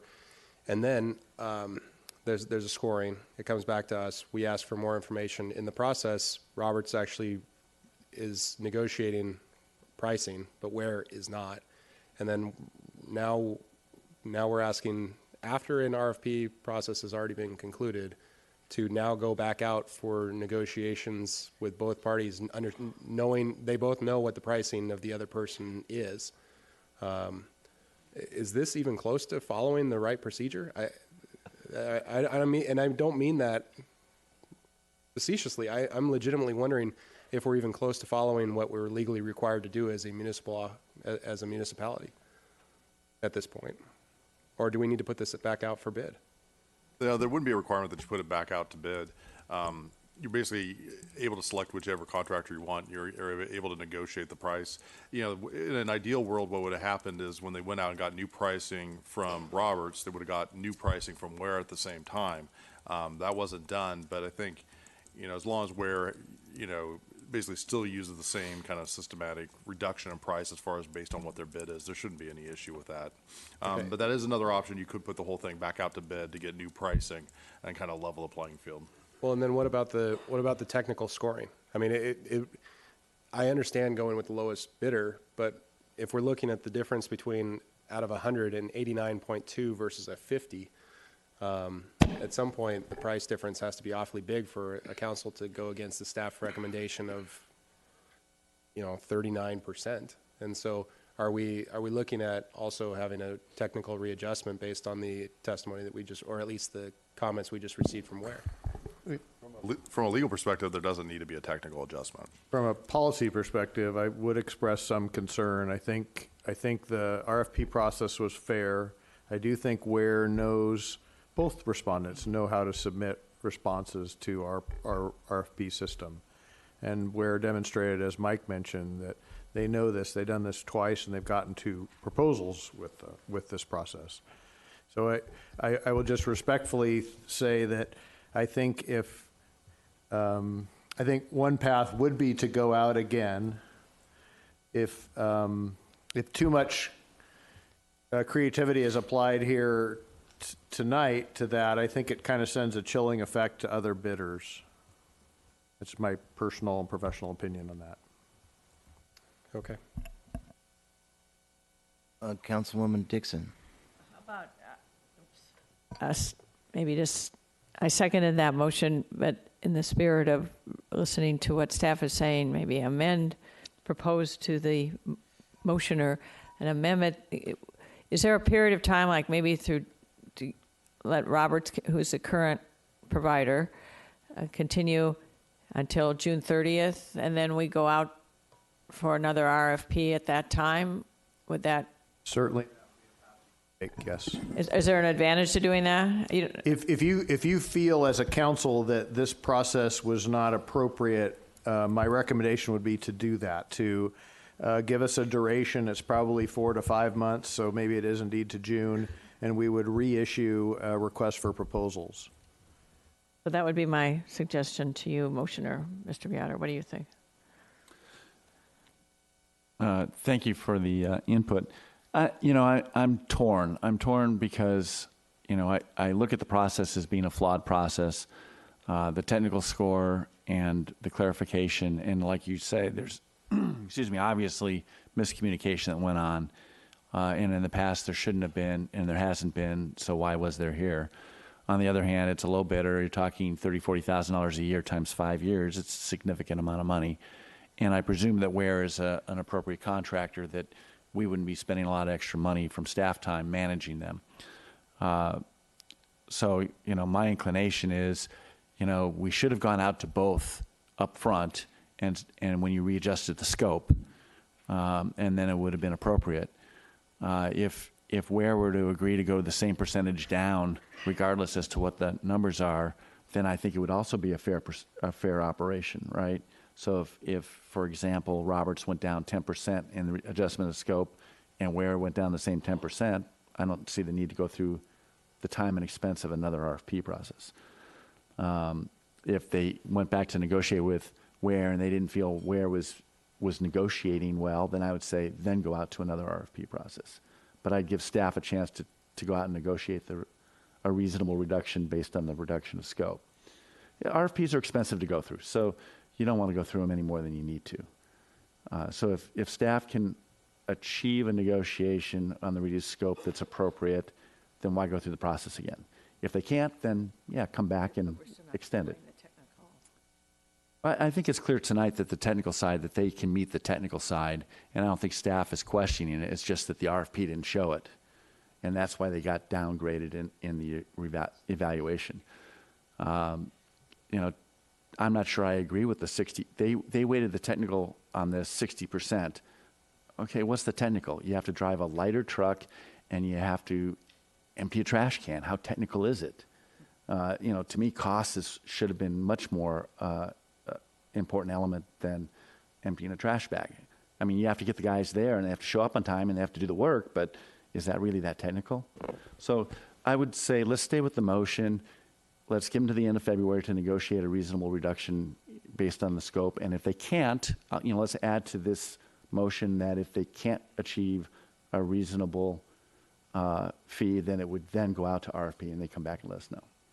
So you accept Councilwoman Dixon's? I want them to negotiate, and if they come to a negotiated price, end of February, Ware would start the new contract. If Ware doesn't negotiate to where the city feels is reasonable, then they would put it out to bid again. From a legal perspective, there's no issue here. I do know that Dave makes a good point when he says that, this isn't our typical process of how we handle it. Councilman Avery? You know, my inclination is I think staff's been doing this for a long time. I think they do a good job. You know, we're learning a few things here, but I would like to ask staff, how often is it that you, when you've done this process, that on these key elements of the questions, there was no response through 3 of them, just left blank? Is that correct? It's definitely not a common occurrence, but it does happen, and I obviously can't speak for the respondents, not just in this case, but in other RFPs. It could be as simple as explanation as, you know, there's a rush of RFPs from our agency and others, and they prep one master document that tries to satisfy all of the RFPs, and so it becomes kind of a rote process of responding to RFPs. And we end up not getting a detailed response that hits upon all our criteria because they're just going off of a different template or different example. That's probably the most common cause as to why we get a response that looks like this, where, you know, at a minimum they're responsive, but they're not hitting on any of the technical points. So that's probably the main cause of it. I can't, again, speak for them personally, but we usually follow up with non-selected proposers after a lot of RFPs, and I do hear that from time to time where they simply just missed it, or, you know, they mistook our spec for someone else's RFP. It's a simple mistake sometimes. And I completely get why you wouldn't go and try and drag a question out of a non-respondent. It's unfair to the other bidders, so you don't have much choice here. You've just got to score it on its own merits, just like a college exam or an employment application. If they say education on an employment app and education is left blank, you're not going to call the person and go, well, what happened here? Correct. It's probably most akin to a job application that calls for a supplemental questionnaire. If you have the main application filled out, that's fine, you're responsive.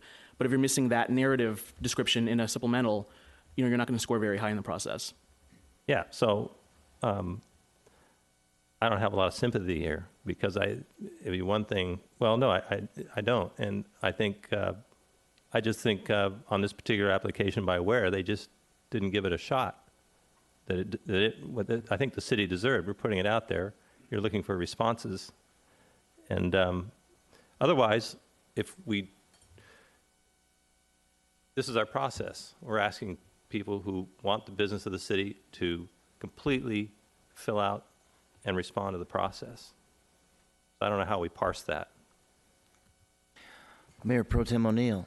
I make a substitute motion that we reject all proposals, extend the current agreement with Roberts Waste and Recycling through June 30th, 2018, and direct staff to issue a new request for proposal or request for bid solicitation.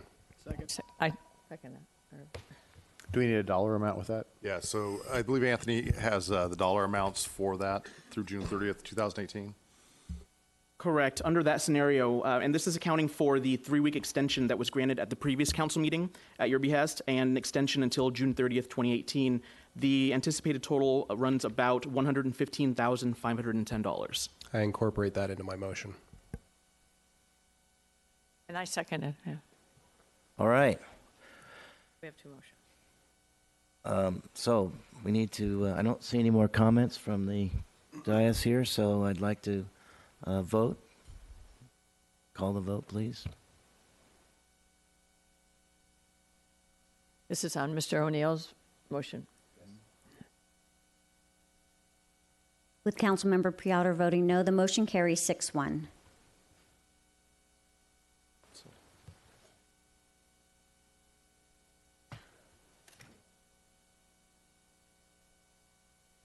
Now is the time for public comments. Thank you, Madam Clerk. Sorry.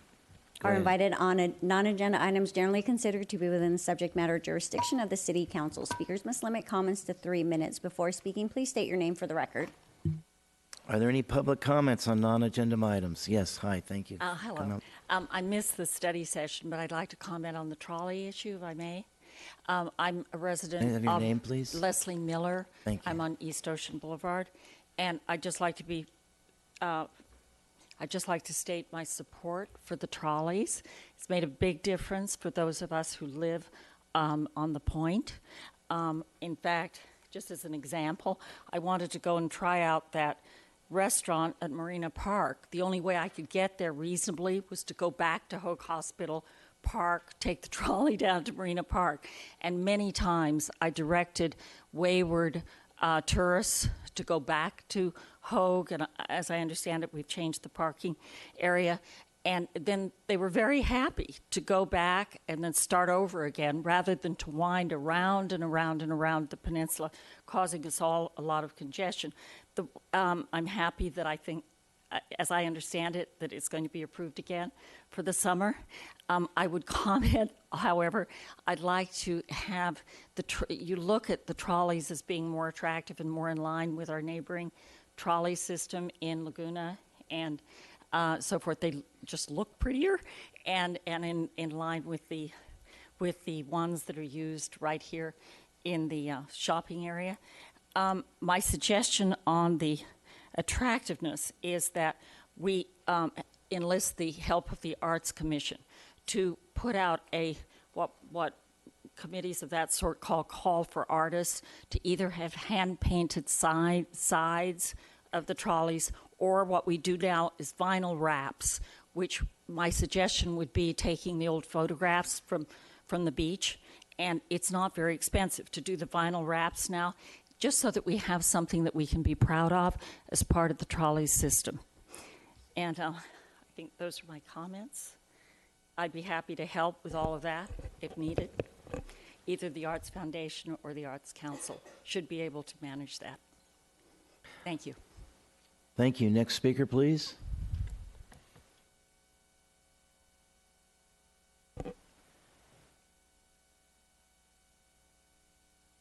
Hi there. I'm Walt Natus from Corona Del Mar, and I have some questions regarding parking meters. Evidently, I was down on Lido a few weeks ago, and one of the meters was out of order, and I was going to park there, so I wound up parking in another spot, and I was shocked at how much a quarter goes. Not very much time. And evidently, in Corona Del Mar, behind Rite Aid and Banderas, there's 2 lots, and they put up a big pay box there recently. And it has to be exact change, and it gives a phone number for assistance. And the phone number is 949-675-8600, which is supposed to be Bayside parking. I understand they're under contract with the city to maintain the parking meters. I'd like to know how come the parking meters aren't being maintained.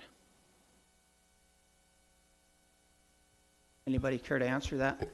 Mr. Natus, good to see you. Hello. I'd be happy to look at that with you, and I'll let you know. Thank you. Okay. Evidently, there was one hair salon on Lido that moved because there were so many complaints from their customers that they weren't maintaining the meters. People were getting tickets. I'd be happy to look at that. Thank you. Okay. I've talked to the people over at the Blue Water Grill. They say the same thing. Their customers are pretty upset if they get a parking ticket if the meter's not operating correctly. I'd like to know why Bayside Parking doesn't answer their phone. Sir, we'll have staff fill you in on that tomorrow or the next day. You're welcome to come by and come and visit and get those answers. Okay, one other question I want to ask. How much revenue does these meters generate, and where does the revenue go to? You can ask those questions then. Okay. Please. Any other questions you want to ask me? Nope, I'm sorry. One more thing. I was down in Palm Desert, and there's a street called El Paseo, a very high-end retail and restaurant row. And it's just as expensive as Newport Beach. They don't charge for parking. There's no limit on how long you can park on the street. Never a problem. I'd like to know how come the city of Newport Beach can't do that. All right, thank you. Next speaker, please. Mayor Duffield and members of the council, my name is Jim Mosier. Those of you who read the city manager's always fascinating guide to the council meetings will know that 3 Fridays ago he celebrated his 20th anniversary of first stepping through the door at the old city hall as a city employee. I think many will think that was a good hire.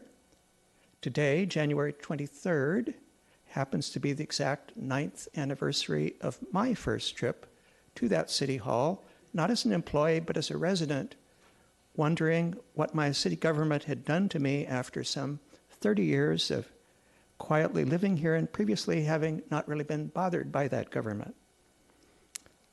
I wish I had something profound to say as a result of that 9-year experience, but I don't. I do, however, have the same thought I had on that first day, which is that this city has adopted and continues to adopt some really badly written laws and regulations. That does not mean they're always badly intentioned, but it does mean that the intent gets lost when the words are so garbled and self-contradictory that it makes your head spin when you try to make sense out of them.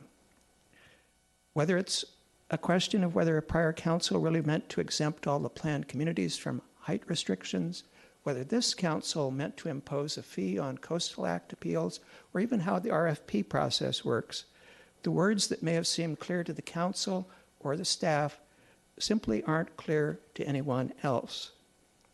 So it's like you pass laws thinking that they mean one thing, only to have the city attorney tell the public on behalf of the city, in quotes, whatever the city is, that they mean something else. As I said 2 weeks ago, I don't think that's right. No one on the staff should be the final word on what the people's policies mean.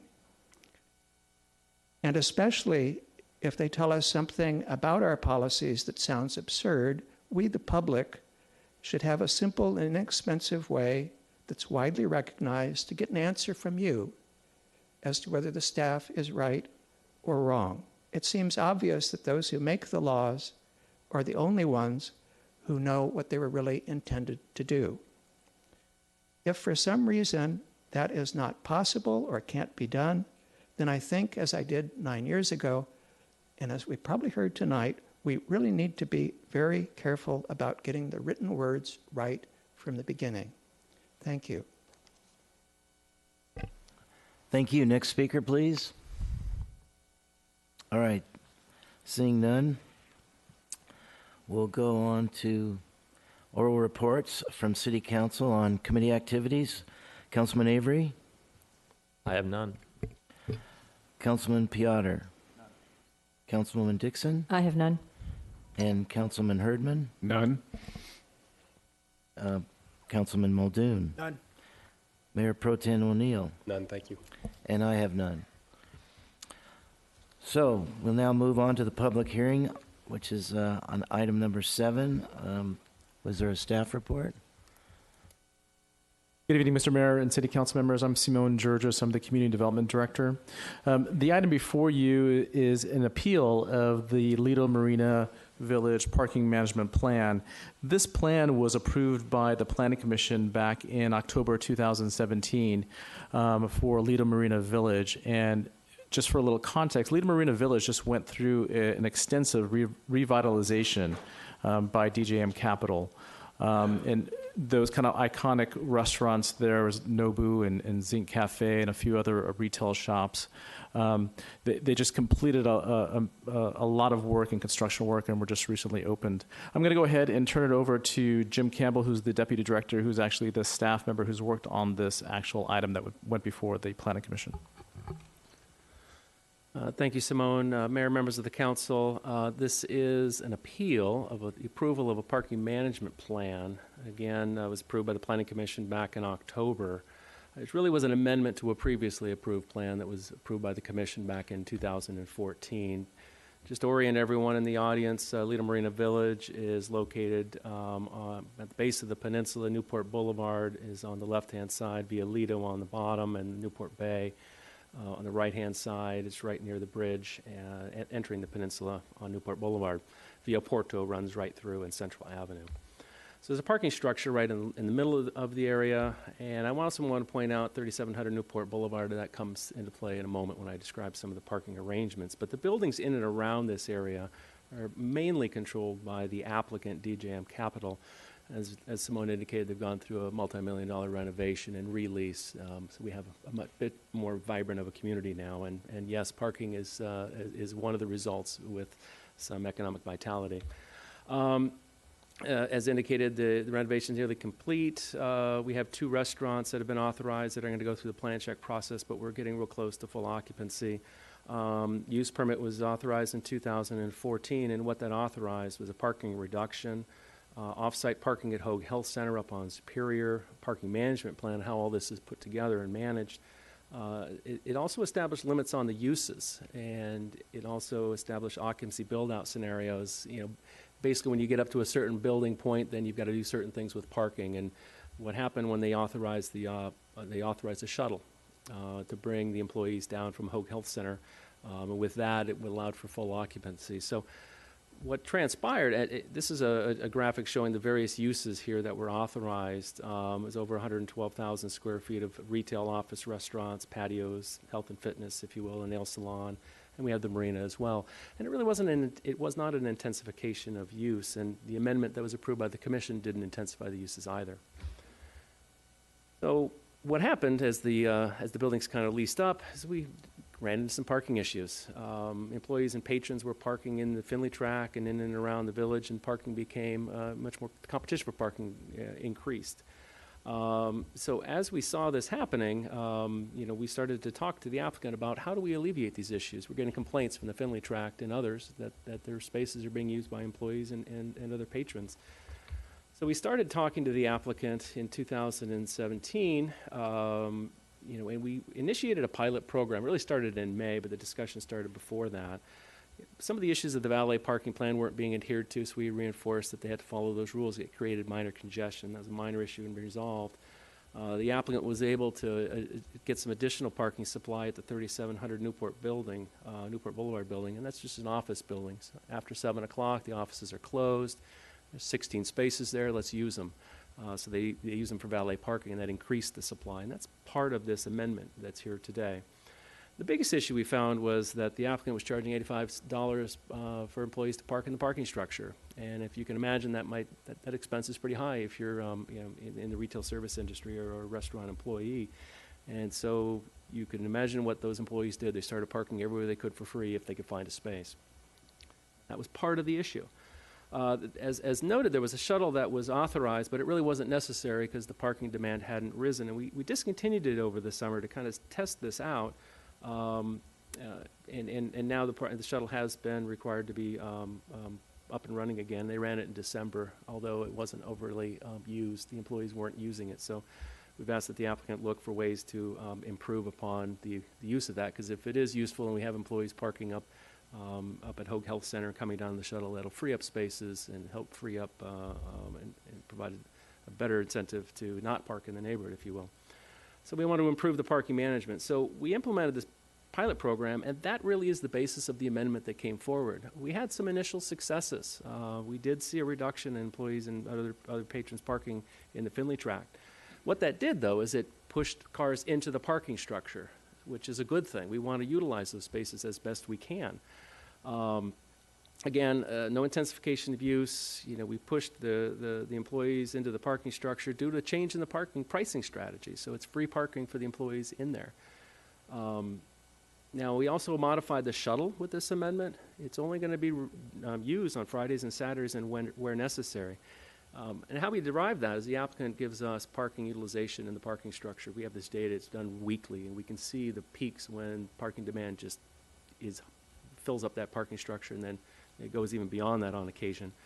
And so Fridays and Saturdays and when necessary is really when the parking structure is known to get full, and that is typically, we have the boat show, we have the boat parade, we might have other special events in the district as well, and occasionally on Sundays it can get kind of busy, primarily due to how Electra is the appellant here tonight, and they're going to be talking to you about the fact that they feel that this parking management plan has basically taken the parking spaces in the parking structure, and now it's not available for their patrons, who typically are coming in for a cruise in the late afternoon and evenings, Fridays, Saturdays, and Sundays, for weddings and other events that they host. And so that has sort of been the unintended consequence of this, is that we've got the employees back into the structure, and then Electra employees, patrons, are finding it difficult to park. And in one case, a wedding party was turned away and missed the boat. So the applicant's going to go through those issues that they feel are a problem for them in their presentation here after mine. Now, again, it was approved by the Planning Commission in October. Electra duly filed the appeal to the City Council on the 25th, and this is the hearing for that appeal. And so the appeal alleges that the Planning Commission was misled, not provided all the information, and there's insufficient parking for guests, as I noted.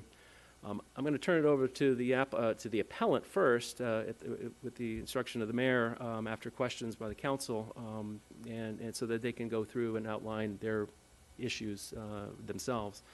But before you today, you've got several options. You can deny the appeal and approve the use permit. That is the recommended action that staff is suggesting. You could uphold the appeal and deny the conditional use permit. In that respect, it would go back to the existing parking management plan, which quite honestly is probably less efficient than the one that's before you today. You could approve a modified conditional use permit. We could get into the weeds and go through these conditions and start to change them if you wanted to. That's not a recommended option, but it's possible. And if there are a lot of changes, or you want to have this thing looked at a little more closely, we can send it back to the Planning Commission for review. So that's basically my presentation. I'm available for any questions. The appellant, I believe the appellant is here, although I didn't see them. And the applicant is also here to address the council and answer any questions that you have. All right, thank you. Councilman Peotter? Yeah, just a quick question, Jim. So they've got a conditional use permit. I know they were parking in the Finley track, and we kind of came down on them. They've got a condition in the conditional use permit that says that they have to provide this parking management plan, and they voluntarily decided to update it based on the comments we were getting back from the Finley track, or did we ask them to update it? I wasn't in the room when that conversation happened, but in our review of this CUP and our monitoring of the activities, trying to address the concerns of the residents, we met with the applicant. We identified this pilot program, and we implemented it administratively. Now, those changes require an amendment to the use permit, so they have to get this amendment in order to do what they're doing. The one thing that they don't need our approval for is to change the pricing in the parking structure, and that's to go to free for the employees. That was a private price that they decided to charge. The applicant agreed to do that to get the employees off the streets, and that has proven to have some success. So we have some cars off, but to implement the changes in total, including the off-site parking at the 3700 Newport building, an amendment is required. All right, thank you. Councilman Avery? In the planning process, generally in Newport Beach, you've got the square footage of all the businesses out front along a waterfront, and then you've got square footages of vessels and their capacities, charter vessels. And so I'm just curious, does that figure into the parking plan, treating those vessels basically like buildings and capacities into what the parking needs to be? Those areas, yes. Simple answer is yes. The waterside uses are parked in two different ways. If it's just a boat, there's a commercial marina, and there's a ratio that's required. And so for the marina itself, there is a parking requirement based on the number of slips. I believe it's 0.75 per slip. Now, when you have these excursion services, these larger boats, they're parked based on the capacity of the boat. So if you have 300 people, the ratio is one parking space for every 3 occupants, which is persons and crew. So you look at the capacity of the various boats. I believe the Electra is the large excursion service here. They operate 5 boats with a combined capacity of about 1,000. And not all of them are going off at one time. And so we have to look at a way to kind of manage the parking based upon what they're actually really doing. So this parking management plan is a conditional use permit. It authorized a parking reduction. And it also allows for the shared use of the parking structure, kind of in a unique way. We're adding additional valet spaces to boost supply, and it also requires off-site parking. So all of those uses were factored into the analysis.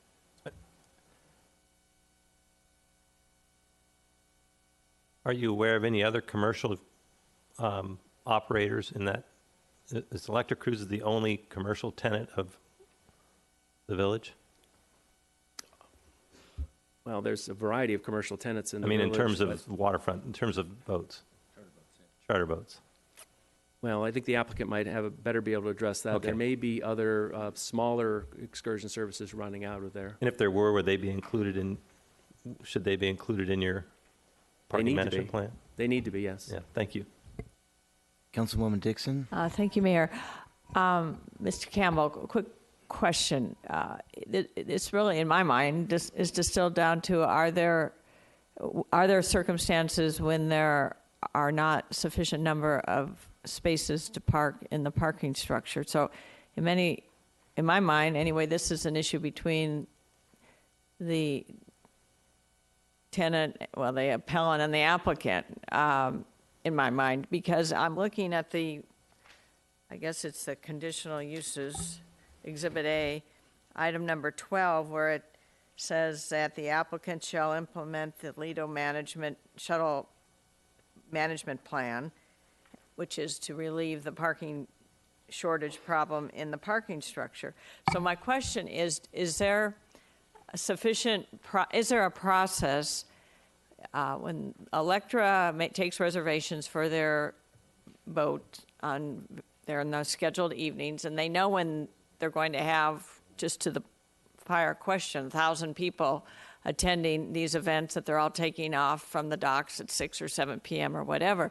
So Electra knows their expected arrival times of their guests. So they would know well in advance, because these are special events, weddings or what have you, that are booked months in advance. So is there a process between the applicant and the appellant that when the appellant sees, well, my goodness, we've got 1,000 people coming in for the 3 departures, we will need to use the off-site parking, so please set up the shuttle. So there should not be, in my mind, a circumstance where the Electra passengers are driving around the parking structure, because they should have been communicated with well in advance that due to heavy load we're having a lot of boats going out, park in the parking structure off Superior, and there's plenty of free parking, and you'll be shuttled down there. Please arrive early. That's really a process question between the applicant and the appellant, and in my mind, that would really solve the problem.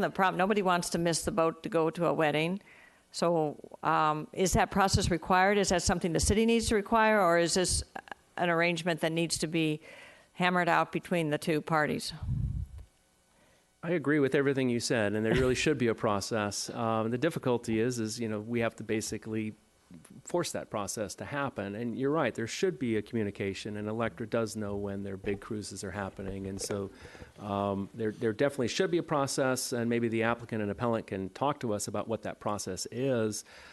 We try to shy away from dictating how the businesses communicate with one another. Our job is to really enforce the codes and make sure we can do our best to do that. But there really should be a process, and I'd like to hear about it as well. Well, that's my opinion, because what drives my concern on this overall issue is I certainly want Lido Marina Village to be a successful entity. It's been a tremendous success so far in our community. I'm very proud of it, and we're just enjoying every commercial entity and restaurant. It's really fantastic. The impact on the parking impact of the employees on the residents in Finley Track has been a significant issue, and I think many of the residents are here. And they've been working with the city and your staff for several months to identify some relief. So I'm very grateful that the applicant of Lido Marina Village, DJM Capital Partners, has identified free parking, free employee parking, and the customers of the commercial entities are getting validated parking. So those solutions, in my mind, are working very well. I think we may hear from a few residents that there are occasions where there seem to be employees parking over there, and I know staff is putting up signs and tent signs to discourage employee parking. I'd like to know what more we can do, and we'll hear from the residents that is continuing to be an issue.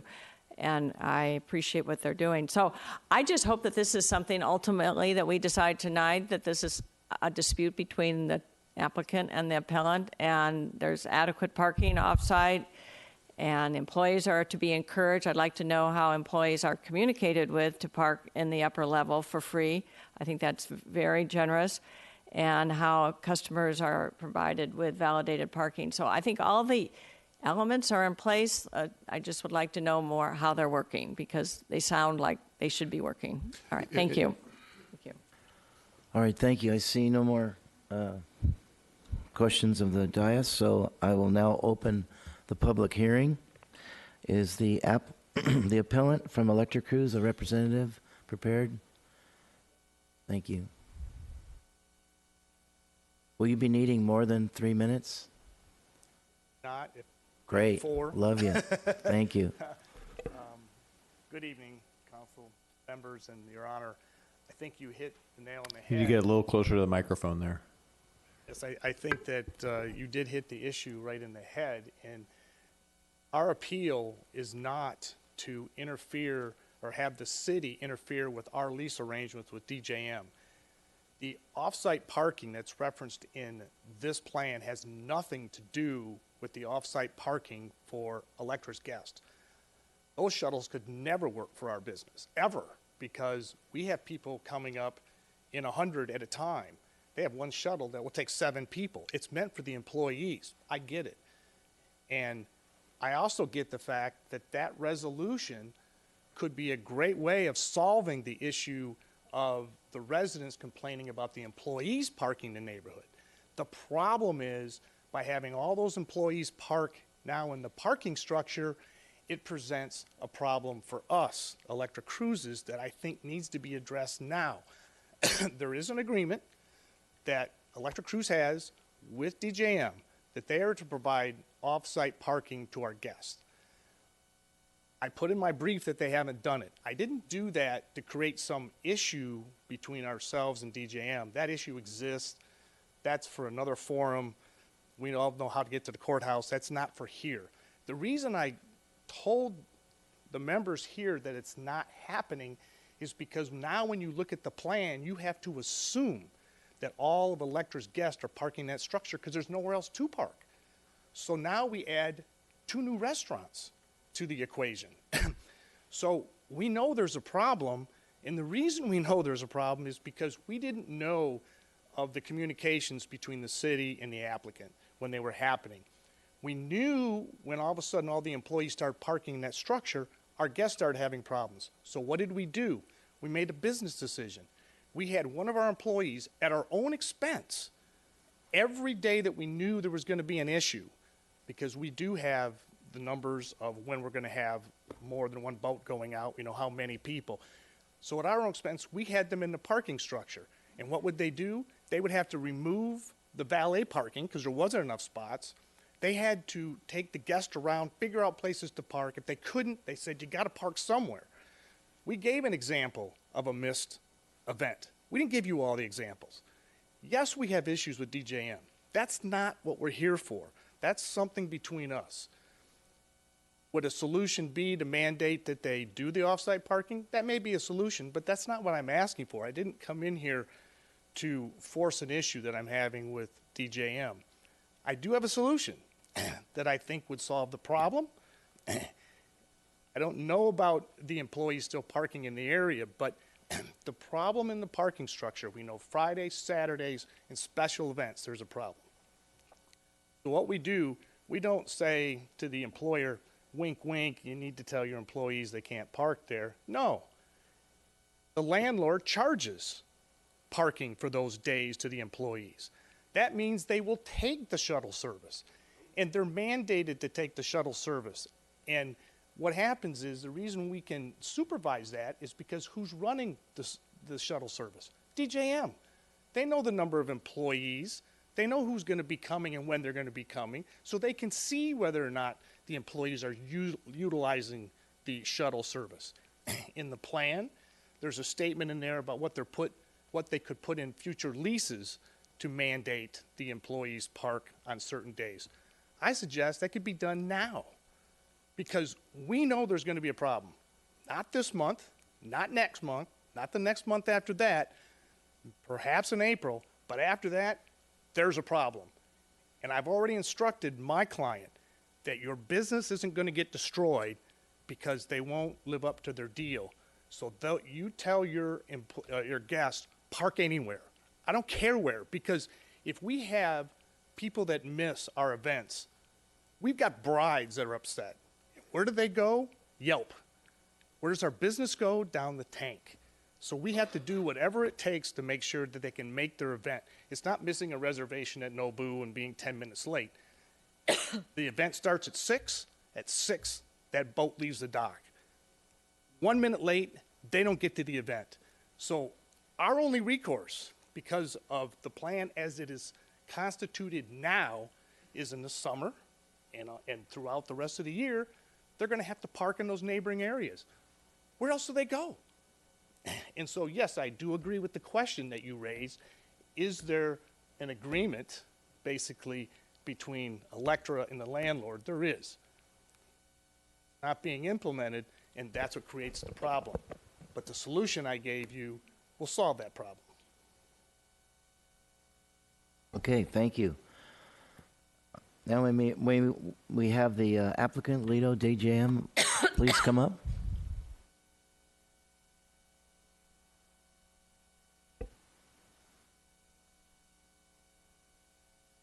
Thank you, Mr. Mayor. Mr. Duffield, it's a pleasure to be here. I'm Lindsay Parton with DJM Capital, the owner of Lido Marina Village. I think that, from DJM's perspective, we have been living up to our agreement. We've provided off-site parking. From our perspective, if simply Electra would park their employees off-site as they've said that they would, which they have not, we wouldn't have a problem. All of Electra's employees would park in the structure, and as a result, the structure becomes impacted just simply by their employees. We've had activated the shuttles for since December. Very few people use it. The only way I can really get to use it is if the employer requires the employee to park in the shuttle, which we have a really difficult time doing. I didn't really understand what Electra's solution was. We're happy to provide the off-site parking as we have. We're happy to provide a shuttle. If the shuttling of the employees and the vendors simply of Electra, if that were done as a condition of their permit, we believe the problem would be solved. Simple as that. So to me, this is purely just a lot about nothing. I mean, we haven't, from our perspective, there is problems of employees parking off-site, but it's purely a problem that could be obfuscated if predominantly the main employer, which is Electra, parked their employees as we thought that they were going to do off-site in the parking structure. So I'm here to answer any more questions that you have about parking, but from our perspective, we're living up to our agreement, and we'll live up to our agreement to run a shuttle as we have. All right, thank you. Next speaker, please.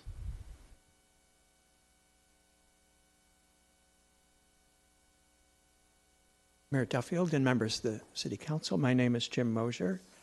I have to admit I didn't pay much attention to this when it was before the Planning Commission, and it's a really thick thing here, 300 pages. I didn't try to read it at your meeting 2 weeks ago. I did try to read this morning, and it comes as no surprise to me that the conditions and the permit that you're being asked to approve is itself a garbled, contradictory piece of work.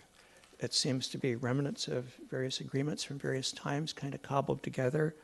On one page, it is telling DJM that they are required in this parking structure to provide 341 spaces. And in another page, it's telling them that the whole floor of the structure has to be reserved for free employee parking, which means that there aren't 341, so they can't do both of the things that you're asking them to do. Also, in one place, it tells them that the plan you're approving requires them to provide free parking for their employees in that structure. And on another page, it's requiring them to institute an incentive program where they'll be offering 5% discounts on the parking permits. I don't know how they have parking permits when they have free parking in the structure. So the whole thing is a little peculiar to me. And it's not quite clear to me what the recommended program is. One number that did not pop out of all the 300 pages, and perhaps I just didn't find it in there, is how many employees there are expected to be at any one time, because the plan seems to be to reserve about 130 spaces for them in the parking structure and to provide a shuttle, but the shuttle only works between 4 and 10 o'clock. So are there hours outside of that where we expect more than 131 employees? How many employees do we expect to be in the parking structure? I didn't find that. Anyway, it comes as no surprise to me that when I read it, I have like 5 pages of corrections to it. And apparently the staff seems no need to correct any of those. Thank you. Thank you. I'd like to mention that this is a chance for any of the public to make a comment. So if this is the right time, you have anything to say about this, come on down.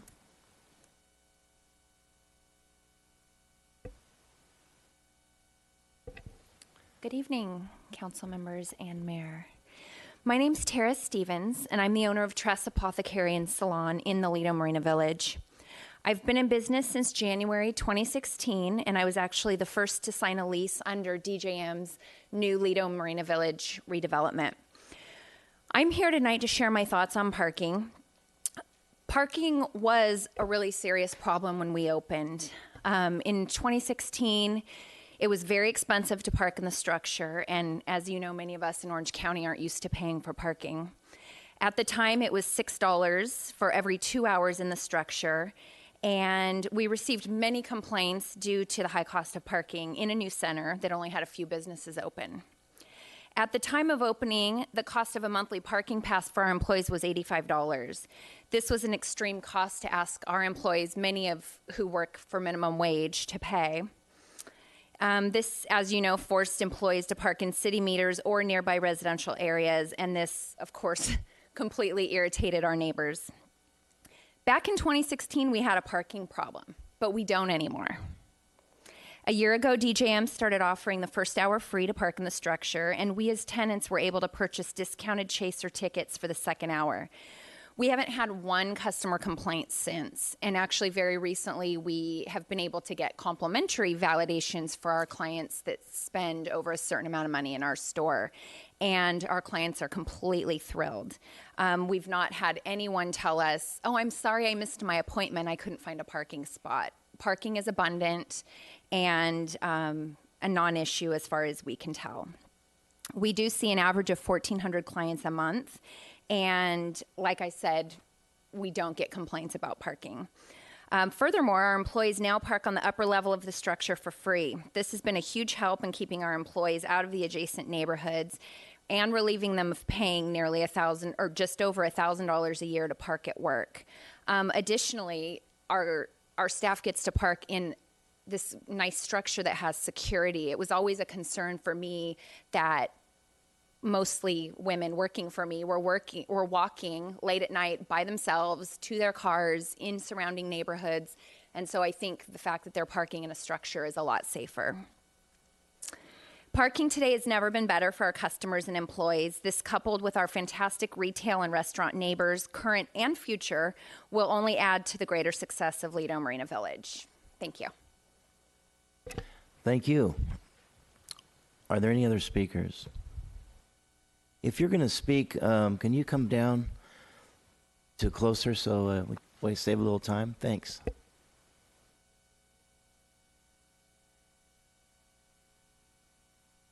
My name's Rod Tapp. I live in the area, and we had committee meetings with Councilperson Dixon and others in talking about the residential parking problems. We were asked to look at numbers, and a couple of people that were there have every day registered how many people are parking there in the neighborhood. So we have all the counts that were asked for, and there is a problem in the residential area. Probably affects the economic value of our homes as well. So some of the things that are being discussed tonight, I think, are very valuable. I think the staff really needs to take that information, come back, evaluate it, present some alternatives. Lastly, I've been involved as an architect and a landscape architect for 40 years. I taught at Cal Poly for 40 years. I've been at many, many council meetings. I want to give you a couple points, some little helpful points. The presentation that was made as an essay. No time to think about what was being said. The mic was here. Couldn't hear anything he was saying. So for 15 minutes, he told us the problem. I don't know what the problem was. I know what the problem is, but I don't know how it was explained to all of you. The taller you are, the Mayor Pro Tem, when you speak, can't hear you. Okay? Bring the mic up to you. You're taller, so therefore you're away from the mic. Okay? So it's very important, if you want public participation, that in fact, you get public participation from hearing what you say. It's just a positive comment. I will come to probably more council meetings. It's a very interesting city here. I've lived here now for 7 or 8 years. Before I was closer to Cal Poly, where I taught, I retired. So it's a beautiful city. You have great opportunities. Parking in our residential area is a problem. It's got to be resolved. I think some of the points that were brought here will resolve our problem, will resolve also the problem you get a lot of people coming into a zone. The points that were made about organizing the time, when you have a major system, it's probably one of the best. I've done huge parties in the Beverly Hills area.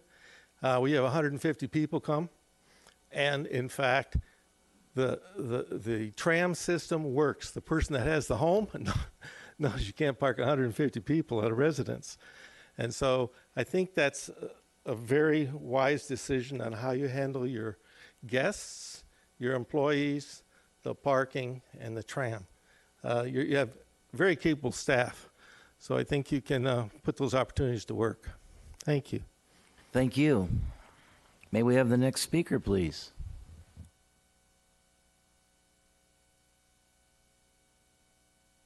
Hello. I am also a resident Could you within the... State your name. Jennifer Thanks. Mallon. My husband and I own in the Finley tract.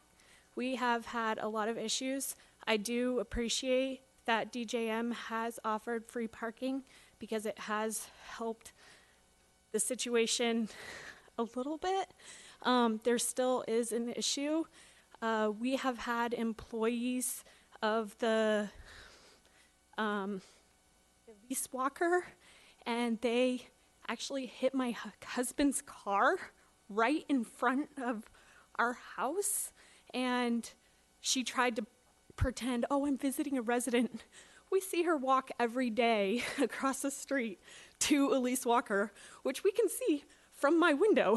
Like, we know she is not visiting residents. And we had to call the police because she tried to just leave. We see every single day, my husband will videotape people who are walking over to their businesses, and they just say, we don't care. They look at the signs, they say, we don't care. They say, we're not going to do that. We're not going to park there. And these are some owners of the smaller businesses. So it's not just the bigger businesses. I can also say my sister had her wedding with electric cruises. We didn't pay for the parking because it was ridiculous. And this was prior to me living here. We all parked in the neighborhood because we weren't going to do anything else.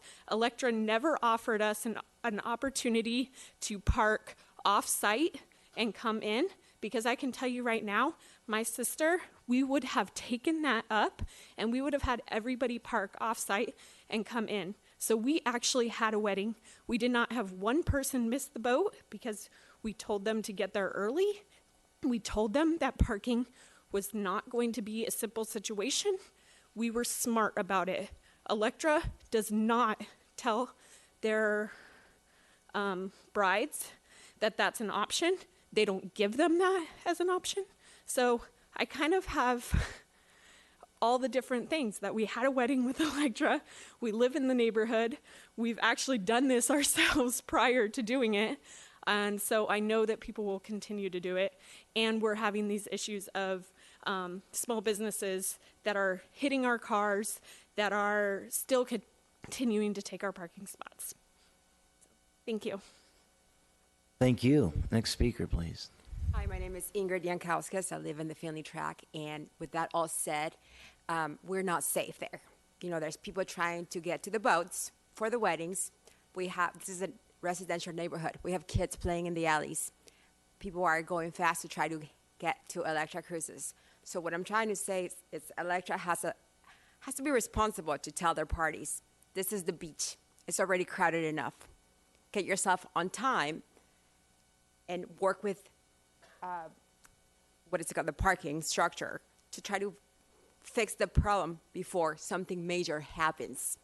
One of us is going to get hit one day, and then it's not just going to be, oh, well, I'm going to miss my cruise. It's going to be someone's dead because it is unsafe right now in the Finley track, and we don't want that. We want all of us to work with this. If 2 more restaurants are coming in, what's going to happen? We need to really do something about parking, guys. Thank you. Thank you. Are there any other speakers? Lockhart again. Diane, you and I are on the same page on this one. The people that really, Electra has a problem, DJM, you have a problem. Who doesn't have a problem, or whose problem it isn't, is Finley and the surrounding people. That project needs to be managed within itself. It does not belong up here. There's some things you take care of on the playground, you're not in with the teacher. One of the problems that I see in the city, and especially when you have a very dense use like we have in Lido Village and the adjacent properties, is that we have dynamic parking situations. Our codes are historically written statically. We're going to have this many parking spaces. They aren't allocated to time. There's no ebb and flow or a mandate that they work with it. Like you said, if we know when Electra has a boat going out and then the next one and then the next one, whether they allocate it within the structure or without the structure, it's up to them to work with DJM because they both have business interest. Electra goes away, you have a vacancy, and vice versa. And I think that not only in here, but in other uses around the city, we have to start looking at dynamic planning for parking structures and for parking uses. Because it's not just here. We have a city that we're vacant one day, we have tons of demand the next day. And whether it's shuttles, and again, boat parade, maybe we need to bring in outside shuttles specifically for the boat parade to load down from other areas. I've been, a little bit from the outside watching what's happening with Lido House. They're on it. I mean, they have contingency plan for if we have a lot of people. They do not want anybody parking off-site. Their mandates for their employees to park within the property or in their designated spaces is tight. And there's no reason that we can't sort of expand that out. But again, one of the words that came out was dynamic parking planning versus static. And again, we know what Electra's fortunate. They don't, it's a beautiful day. People don't just show up. They know well ahead of time. DJM as the landlord, and again, they have, their reputation precedes them, and they've done an incredible job in Lido Village, and completely turning around what was, just almost an eyesore for a long time. And the two of them need to be called upon to say, okay, how are the two of us, put them in a room, lock the door, and nobody comes out until they have an agreement. Because I think there's one there. And I think take a little bit from Electra, a little bit from DGM, and a little bit of work between them. And maybe there's an app that you use for where you're going to park, or that the employees have a pass to be able to come down and they can document that they're parking and using authorized parking when they're coming in. The situation has gotten better since the center opened. So it's not like they're not paying attention to it. But Electra, when they bring people in, it's a big use. Anyway, thank you for your time this evening. No, thank you. Are there any other speakers? Good evening, Mayor, Council. My name is Summer Hull. I'm a representative of Elise Walker. We have a luxury women's retail within the DJM Center in Lido.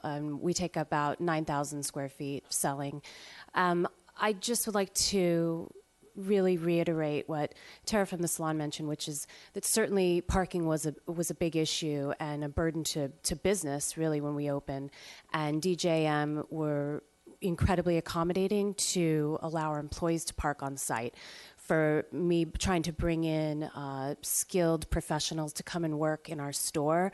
We actually lost a lot of employees in the beginning because they were able to work elsewhere and receive parking accommodation. So I would anticipate it's going to continue to get better. Our employees are being tracked as they go and they park on the top level. They have no reason to park elsewhere. It's the most convenient and safe environment for them to park in. Further, our customers finally are coming in and they're so grateful that they really haven't had any parking issues. And that's been over the course of several months. So I've seen a drastic improvement, and I would just like to reiterate that be so remiss as an independent business owner, Elise Walker, who actually is a resident on Lido, to see us move backward in any way, because it really has helped our business significantly. Thank you. Thank you. Next speaker, please. Hi, my name is Brian God. I live in the Finley track. It's been very helpful since the employees have been able to park over there. Still, a lot of them don't, and a lot of business owners still park in our neighborhoods and go across the street. We see them every single day. With the one individual talking about the Lido house, that's what we're also very concerned in that same parking area and the density. I believe at one of the meetings, there's 138 rooms and 143 parking spots. So where are all the employees going to park? He tells me there's going to be a dynamic parking plan in place. But that leaves 5 spots in peak time for all the employees, restaurants, people who are playing in bands over there. There's not enough parking. You guys knew that when you, I guess, whoever approved that plan, because 5 extra parking spaces is ridiculous. So that's my comment. Thank you. Thank you. Are there any other speakers?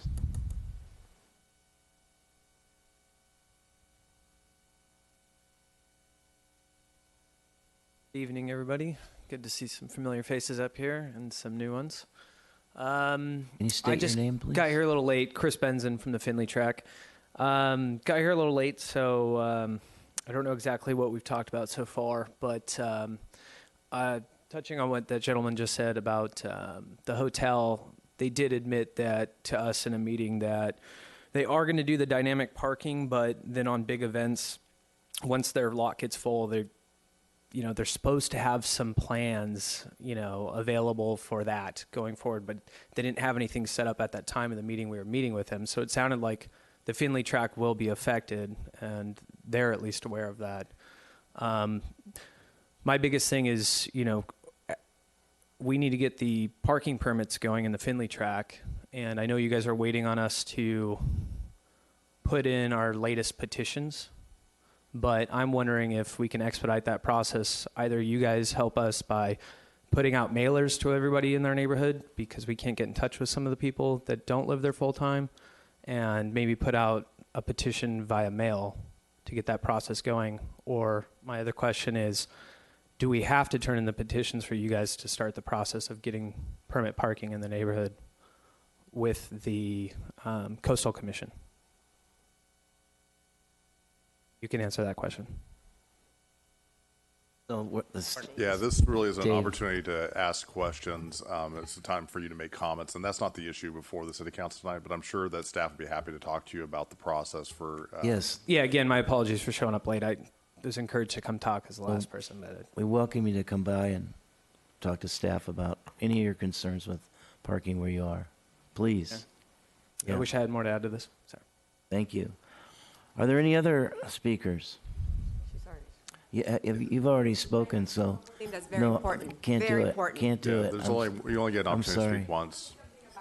Somebody else? Here's one of the issues that we all have seen, everybody who lives in would My you name is state? Kirsten Gaw. I live in the Finley track. Here's one of the issues that we all have noticed, whether we're parking in the Finley track, whether it's an employee from there. One thing that is totally not safe, when you're crossing the street coming from that side of the street over into the Finley track, when you get about halfway through, the light changes from yellow to red, and so everybody runs that light right there, and you can still cross the street, but it's a red light for anybody to turn. So everybody turns right in front of the pedestrians. Worst case scenario, one of the employees from Lido Marina Village is crossing the street to get home after work, gets hit by a car. Just something you want to look at. Thank you. That's what she wanted to say. Thank you. Any other speakers? All right, seeing none, I would like to give the opportunity for the appellant to come up if you so desire and speak.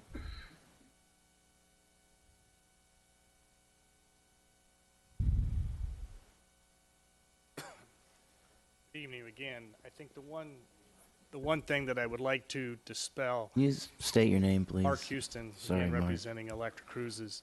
The one issue that I would like to dispel is that Electric Cruises can't offer a shuttle because we don't have a shuttle.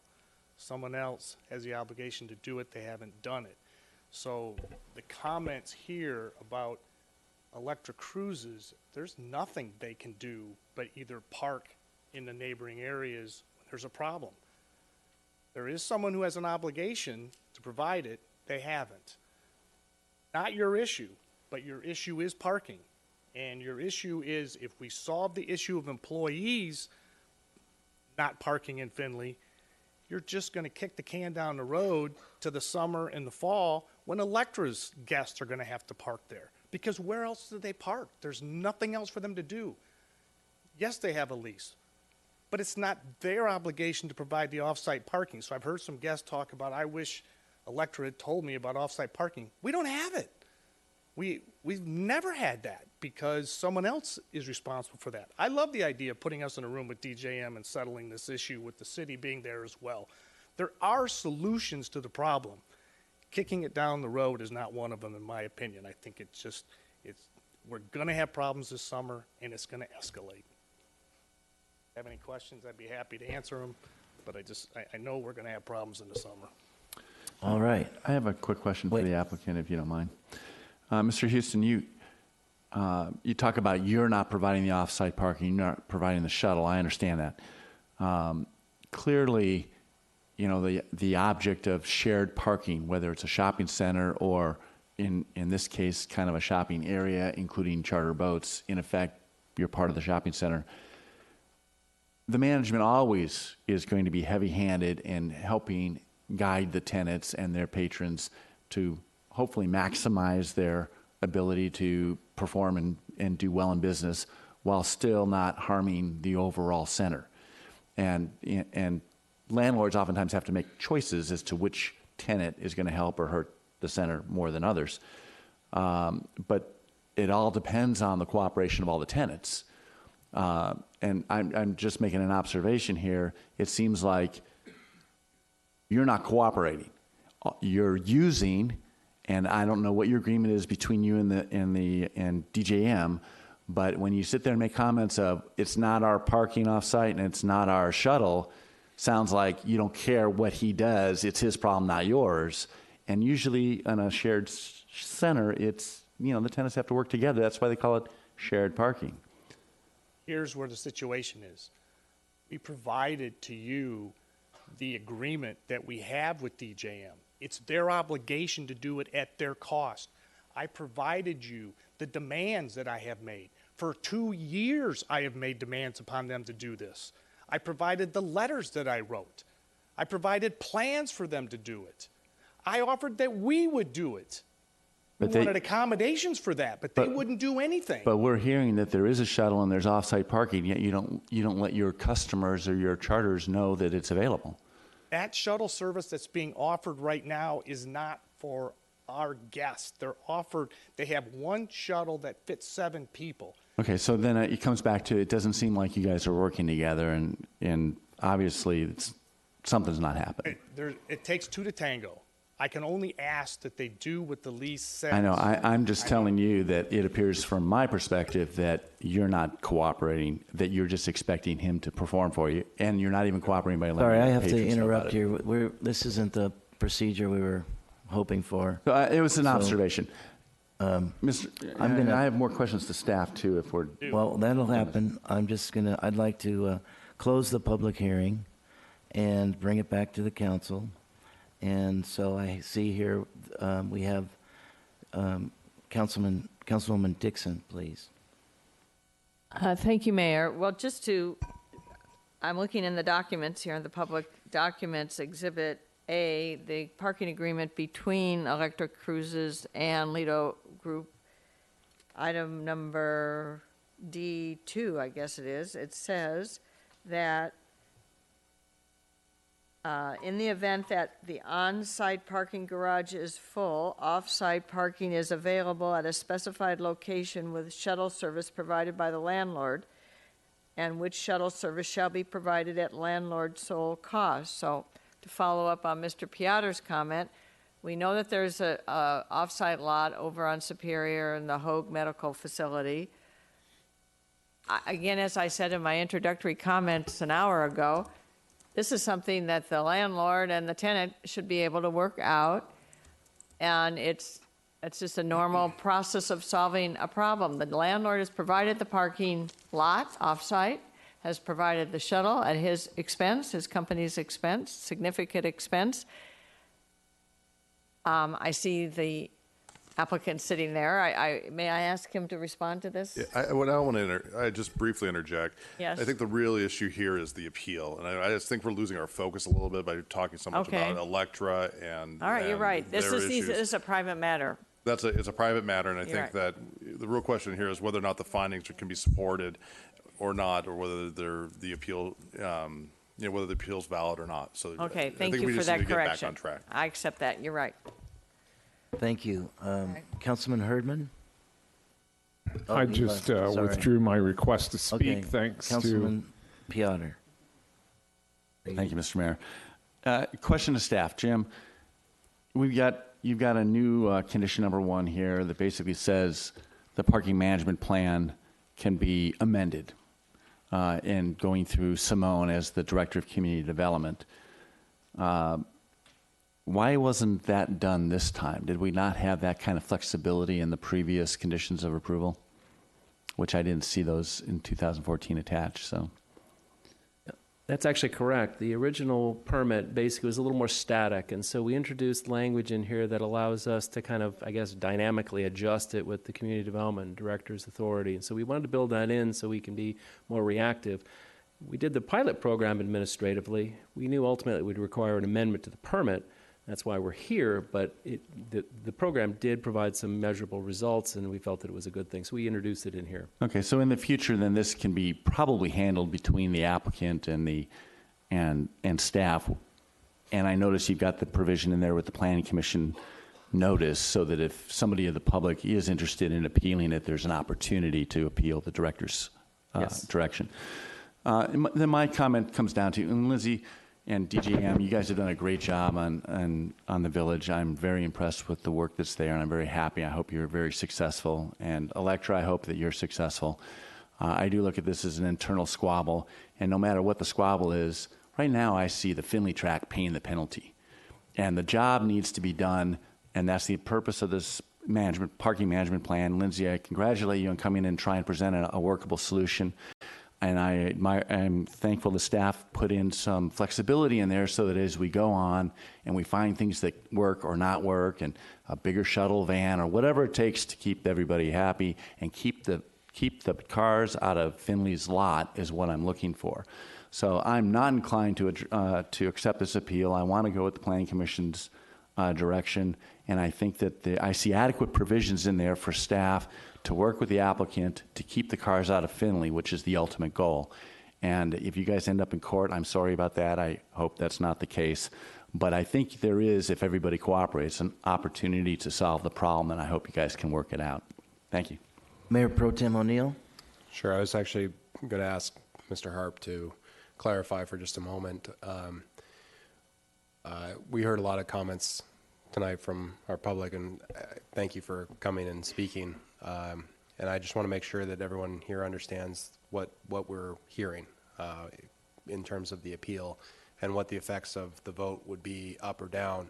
It doesn't change for one moment the city's dedication to working with our residents, but I just want you to understand what it is, what the effect will be of either a vote yes or a vote no, because tonight we're not opening up a whole bunch of different options. I just want you to know what we're legally constrained to do on this particular vote. So, Mr. Harp, could you please explain if we voted yes, what would happen? If we voted no, what would happen? And basically what the appeal is so that members of the public understand exactly what we're voting on.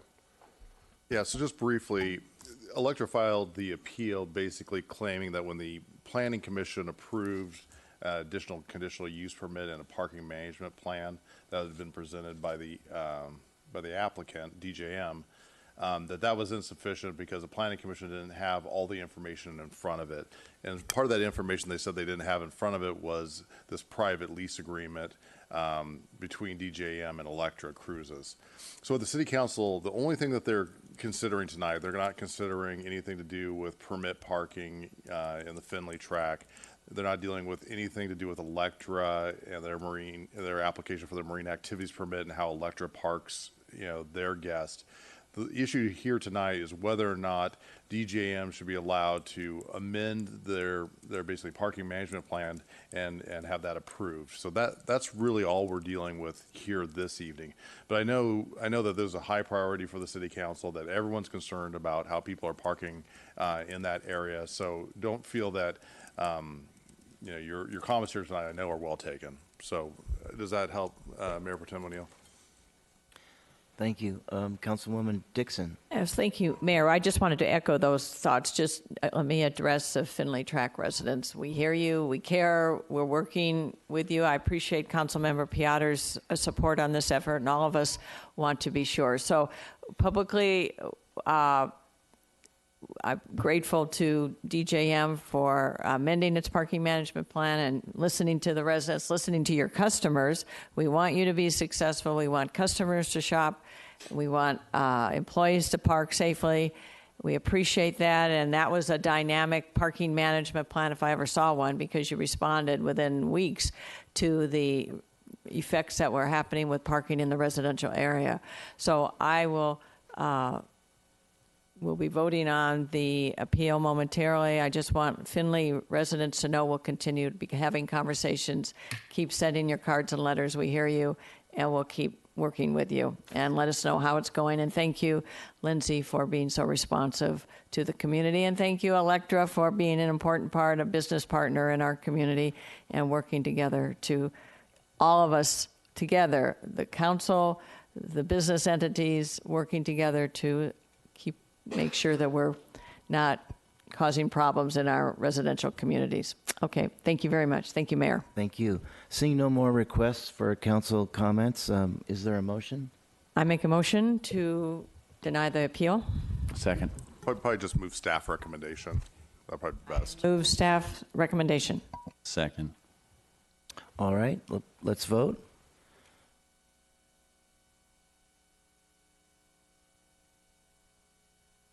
Motion carries unanimously, 7-0. All right. Are there Madam Clerk?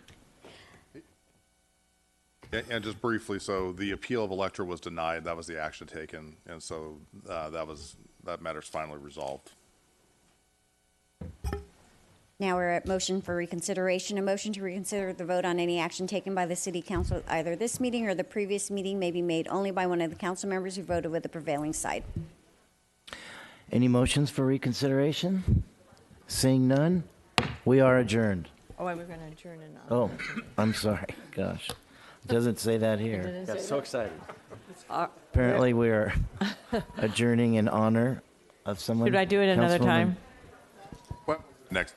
Okay. We'll do it next week. We're still adjourned. Thank you.